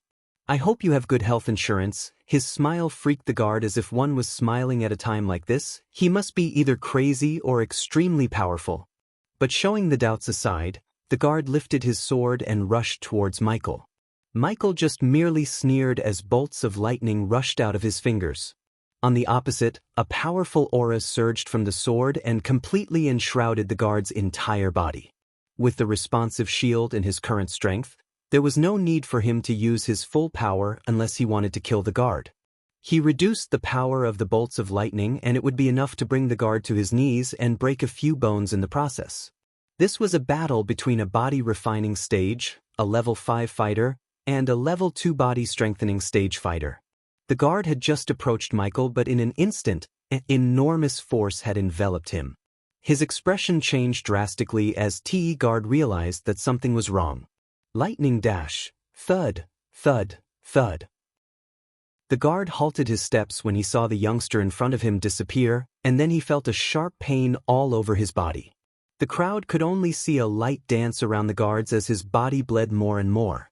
Jane's face also turned pale because she could see what's happening more clearly than the commoners. He was punching the guard back and forth with the force enough to damage his metal armor and break his bones. A few moments after the guard started to move his body in weird shapes, he was sent flying a few feet. He fell to the ground with a loud thud, immediately coughing up a spurt of blood and then lost his consciousness. The whole crowd went so silent instantly that you could hear a pin drop. Damn, Gaia raised her brows looking at the bloodied bones sticking out of the guard's body. Now, shall we dance? Michael flicked his wrist as the blood of the guard splashed on the ground. Chapter 50 Boom. Michael's level 5 body refining power had been released to its full potential, to the amazement of everyone in the crowd. How is this possible? Everyone stared wide-eyed and incredulously at him, their minds completely blank at the sight. How could such a young fighter at the body refining stage defeat a body strengthening stage warrior? Jane's face was full of shock and confusion as she could hardly believe what had just happened. What was even more difficult for her to accept was that it had been only a few days since he competed in Heaven's Gate competition as a formation stage cultivator. How had he achieved level 5 of the body refining stage at such a terrifying speed? It's impossible. It's utterly impossible, muttered Jane, but she quickly hid her shock and shouted at the remaining guards. What are you waiting for? Go. The rest of the guards stepped forward and surrounded him. I suggest you all attack together? Jeered Michael with a snicker. He was not surprised by them ganging up at all. It was a viable and correct strategy to deal with someone as powerful as himself. But because of the responsive shield, he had no fear towards the guards. Wow, look at him, he seems so cool and calm. I think Jane met her match. Let's wait and see. I can't believe he can beat all the guards. After all, he's just a body refining stage cultivator. The onlookers started to murmur among themselves, looking at the scene as a continuous beep sound rang in Michael's mind. Ding! Congratulations to the host for successfully being a badass. The reward is 200 badass points. Ding! Congratulations to the host for successfully being a badass. The reward is 200 badass points. Ding! Congratulations to the host for successfully being a badass. The reward is 200 badass points. However, instead of starting to attack Michael, they gave the injured guard a healing pill and then locked their ferocious eyes on him, ready to pounce at him. One of them was a powerful woman who was the best amongst the other guards, at level 4 of the body strengthening stage. She was Jane's personal guardian, and she was deeply enraged by the sight of her friends as well as her colleagues' heavy injuries. System, how much for upgrading the responsive shield to the next level? The level 3 responsive shield will be able to block all the attacks of or under the body strengthening stage level 6. The upgrade cost will be 9,000 badass points. It was a huge jump in upgrade cost as it only cost him 1,500 points to upgrade the shield from level 1 to level 2. Yet, to upgrade to level 3 he had to pay 9,000 points, and also, the shield's effect would be only increased 4 levels of the cultivation. Previously it was able to protect him from the attacks of body strengthening stage level 2, and now, at level 3, it could protect him from the attacks of body straightening stage level 6. Upgrade the shield? System, I don't want to underestimate my enemies or overestimate myself. He played far too many RPG games and movies to know what would happen when you either overestimate yourself or underestimate the opponent in a battle. Because of this and his gut feeling, he quickly upgraded the shield and exited the system to continue to reap the badass points off this fight without any worries. Get on your knees and apologize now, shouted the woman angrily at him when he exited the system. Her tone was icy cold, and she seemed to be out for blood. Many of the people in the crowd were shocked. They had never expected Michael beat the guard to near death. He would have to wield extraordinary power to achieve such a feat. Now all eyes turned automatically to the female guard and Michael. Michael, however, merely smirked at the woman. They'll give you the same offer, kneel down and apologize. I may leave a few bones in your bodies unbroken. His smile on his lips turned into a cold scowl. Gasp. Everyone in the crowd was horrified at his attitude. Even though some of them had seen what he could do in Heaven's Gate competition, they still couldn't believe that he could defeat a powerful warrior such as this woman in front of him. The guards were even more enraged now, and Jane was trembling in anger. Only one of them remained beside Jane, keeping her from jumping into a fight with Michael. The rest all stepped forward and unleashed their powerful swords, all simultaneously charging towards him. A group of lions was now pouncing on a rabbit with all their might, and only Gaia knew who's the lion and rabbit in this scene. They all knew too that his strength was not to be underestimated, so they each used their most powerful moves to besiege him. However, he remained calm and was not the least bit afraid of the oncoming attack. He had every possible move in his arsenal to fight against these bastards. For instance, he could just use Ignitia and easily eliminate a few of these fighters without much effort. He didn't choose to use lightning bolts, though. Instead, he stomped the ground as the sword which was previously wielded by the guard flew up and landed in his hand. He then dashed straight towards the guards who were approaching him. Lightning dash. Obviously, he was not going to care about gender when it comes to battle. With every swing of his sword, his cuts were neat and precisely on target. The whole crowd was so shocked by the scene that was unfolding that they could hardly blink. Many were unable to see what's going on, including the guards because of the speed of his movements. At this point, the air in their surroundings grew colder and colder, as if something mysterious was closing in on them. But none of them noticed it yet. Jane was now blinded by fury, and her face turned bright red. She had been practically ruling Bradford and everyone would tremble in front of her, yet today, her own guards were being beaten to death one by one. Moreover, her guards were struggling to even land a single blow. Ding! Congratulations to the host for successfully being a badass. The reward is 400 badass points. Ding! Congratulations to the host for successfully being a badass. The reward is 500 badass points. Ding! Congratulations to the host for successfully being a badass. The reward is 300 badass points. Michael left the main female guard who asked him to kneel down alone for desert and only beat the others to a pulp. Seeing her colleagues and friends fall one by one bathed in their own blood, her murderous aura intensified. You piece of filth. I'll break your bones with my bare hands. You'll fucking die today. Cursed the guard as Michael deactivated the lightning dash. Around him, the guards lied on the ground in their own pool of blood.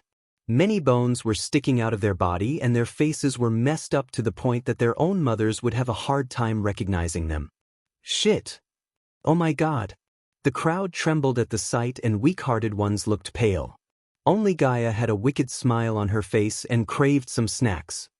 Let me go. On the other side, Jane tried to dash forwards and fight him herself, but the guard with her didn't let her go.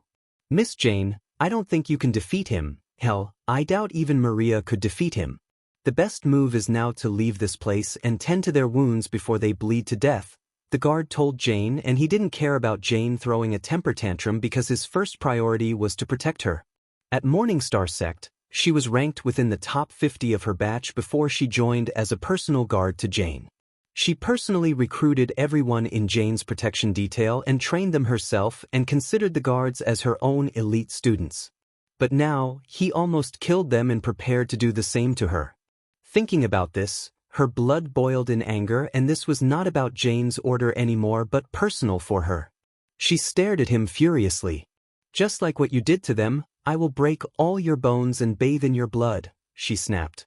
Following what she said, a flying sword materialized in front of her out of thin air. Fierce sword light appeared like flames and made the people close their eyes for a moment with its brightness. The sword light was like an overwhelming storm that rushed fiercely towards Michael. This was beyond her level of endurance. There was no need to tolerate further. The female guard wanted to defeat him by any means necessary as the crowd of onlookers gulped in mouthfuls of cold air, their faces looking grim. This sword technique, can it be the sun flare art of Morningstar Sect? This is too strong, such momentum, this technique clearly contains formidable sword will. She's really infuriated. By using such a potent attack, she obviously wants him dead no matter what. The Morningstar Sect is truly powerful. Many people among the crowd felt a chill that made them numb in the head. Even Gaia frowned when she noticed the formidable aura the sword is radiating.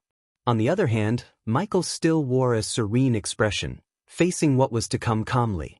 No matter how powerful or fancy the spell, she was just a level 4 of the body-strengthening cultivator. Break him, Maria! Jane shouted as the guards dashed at Michael, who had no intention to move his body. Boom! There was a loud collision as the sword clashed with the responsive shield. The afterwaves produced by the clash swept across the area and pushed many people to the ground as well as broke some glass windows around them. The crowd stared in horror as Gaia murmured, "This bastard really is very powerful." Ding! Congratulations to the host for successfully being a badass. The reward is 900 badass points. Ding! Congratulations to the host for successfully being a badass.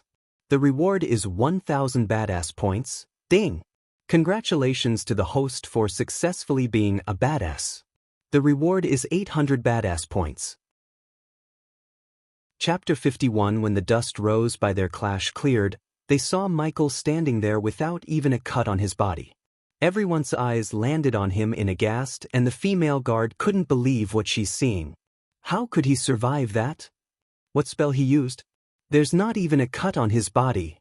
This kind of power somehow seemed too formidable to the crowd.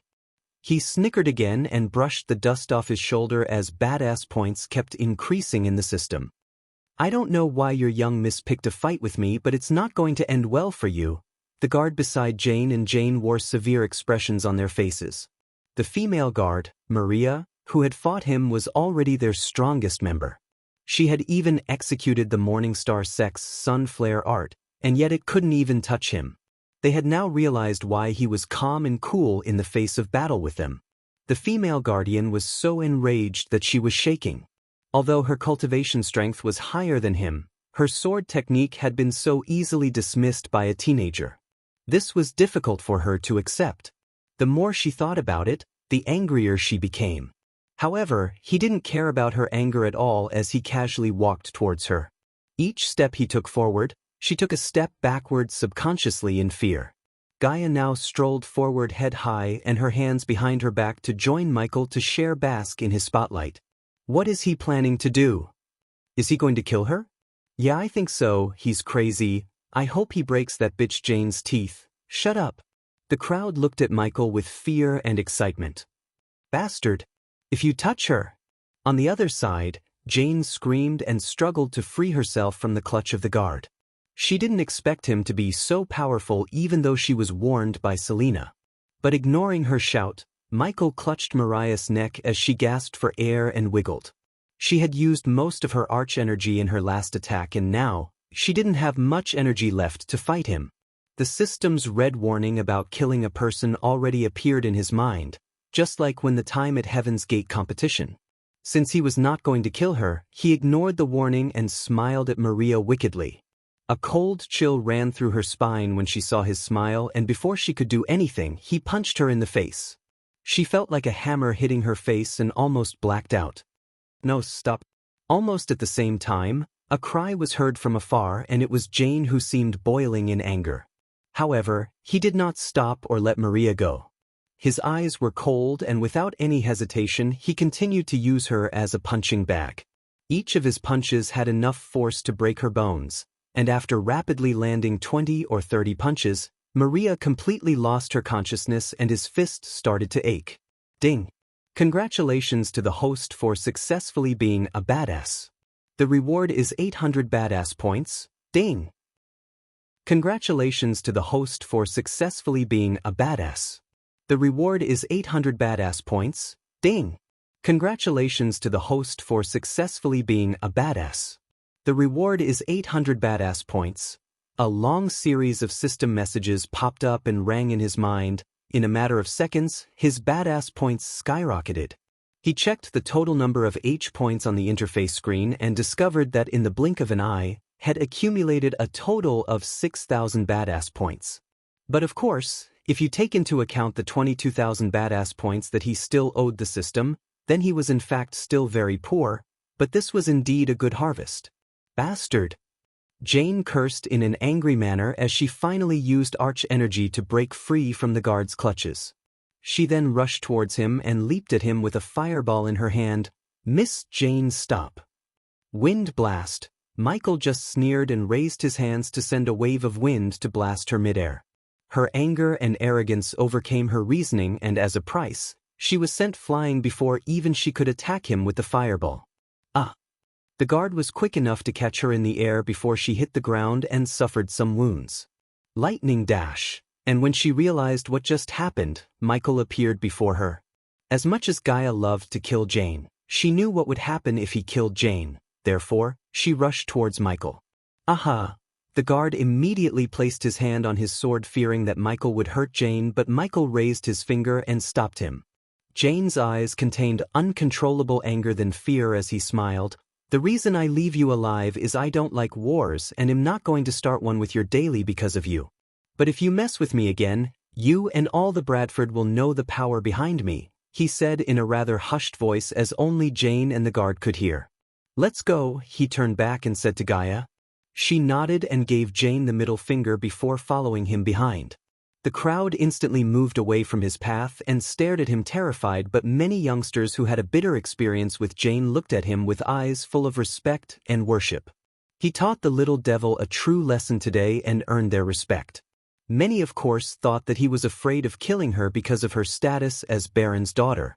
But those can go screw themselves as far as Michael was concerned.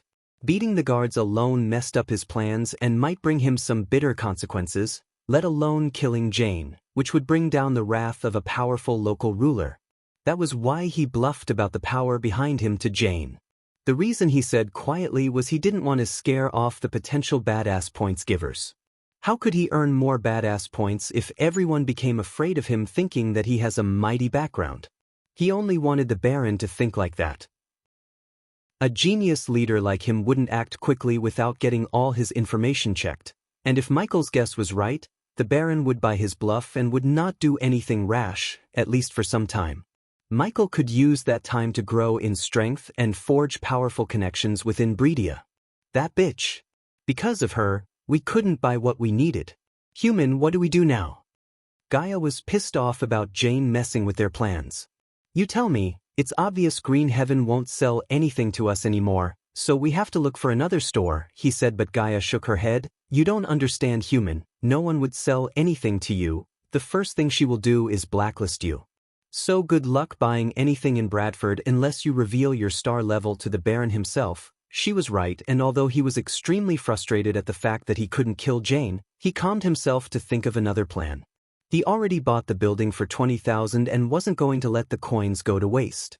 However, he couldn't directly reveal his secret as he planned to surprise everyone after he opens the shop. Sunrise Sect has a herbal garden, right?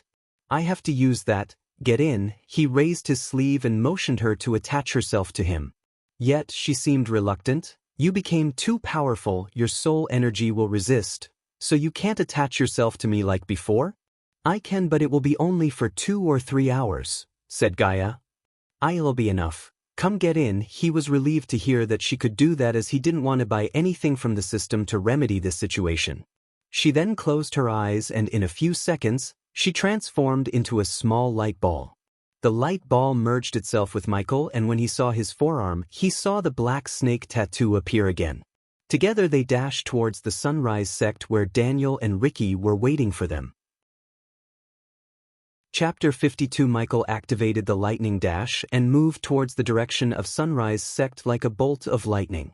The battle with the guards had made him completely understand his current combat strength and capabilities, so the battle had provided him with lots of insights on what part he needs to improve and focus on. For instance, he relied on the responsive too much and didn't have a powerful non-lethal attack. Hey Gaia, do you think I beat them enough? How long will it take the guards to heal? He asked while dashing towards the Sunrise Sect. Why do you ask? Just curious, he said, but Gaia knew that he's brewing something evil in his mind and wanted more information from her. But when it comes to evil things, she liked the way he thinks and considered him a fellow evildoer. I could have beat them more and crippled their cultivation. Still, you did mess them up, especially the last guard. Without any expensive healing pills or potions, it will at least take them a year to get out of the bed. Even then, they have to use a wheelchair or crutches for a couple of years to move around. He had no sympathy for the guards because they would have done the same to him if he was weak. What if they took a healing potion brewed by me? Ha! Suddenly Gaia burst into evil laughter after hearing him. You're planning to sell healing potions to the guards? The same guards who were beaten to half-death by you in the first place, aren't you? Yes, there's a 90% chance Jane would buy your healing potions if you sell them in Bradford.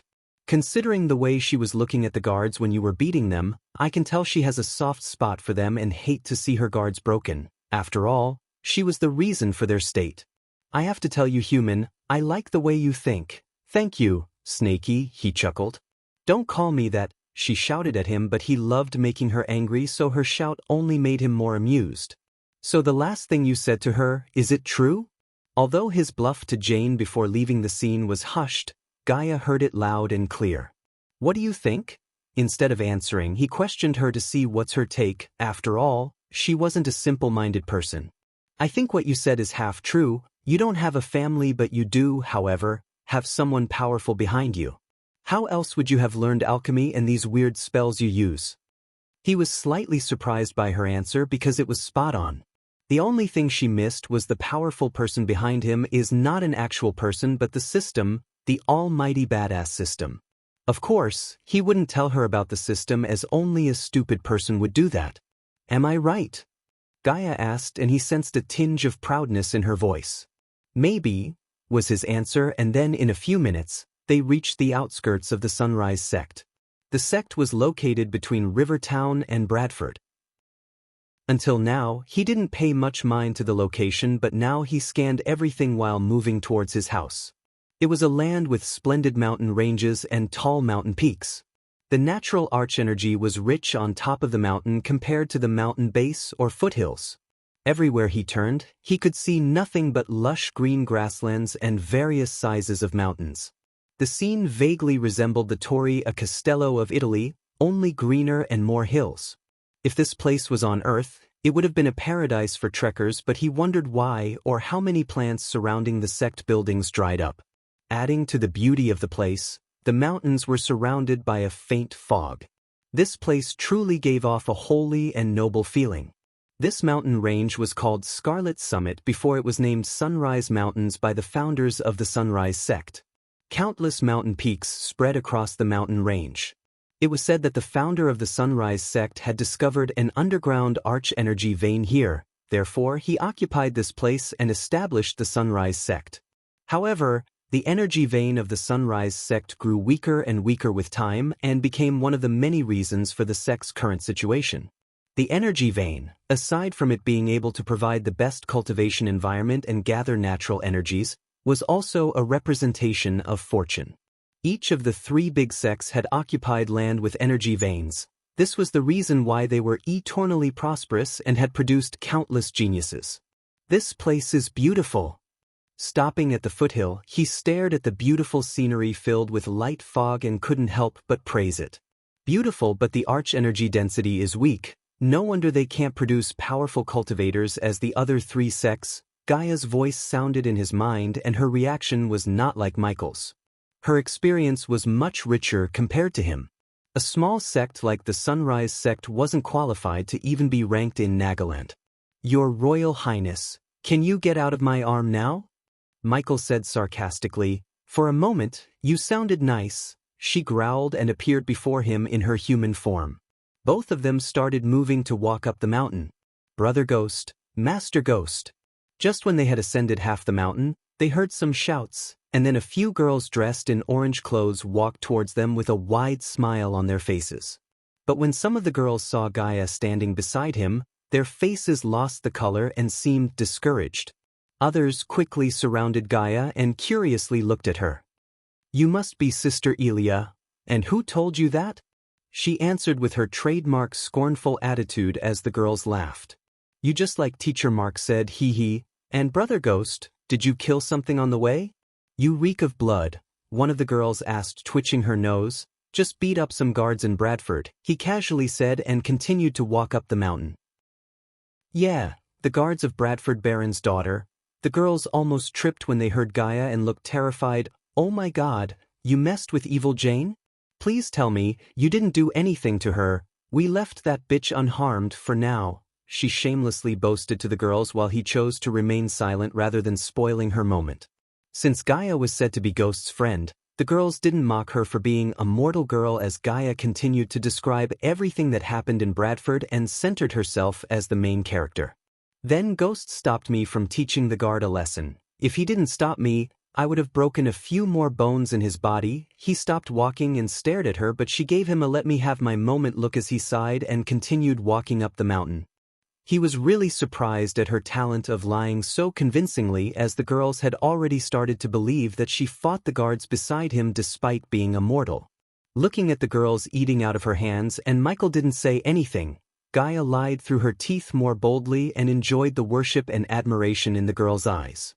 Although the girls were terrified at the fact these two just messed with one of the most influential and dangerous persons in Bredia, The girls couldn't help but admire Ghost's valor, and after Gaia's story, they also admired Gaia's courage. Of course, only Michael knew what Gaia boasted was nothing but hogwash. You're tuning in to the Wandering Hero YouTube channel. Don't forget to subscribe and join us on this journey to catch the most captivating stories.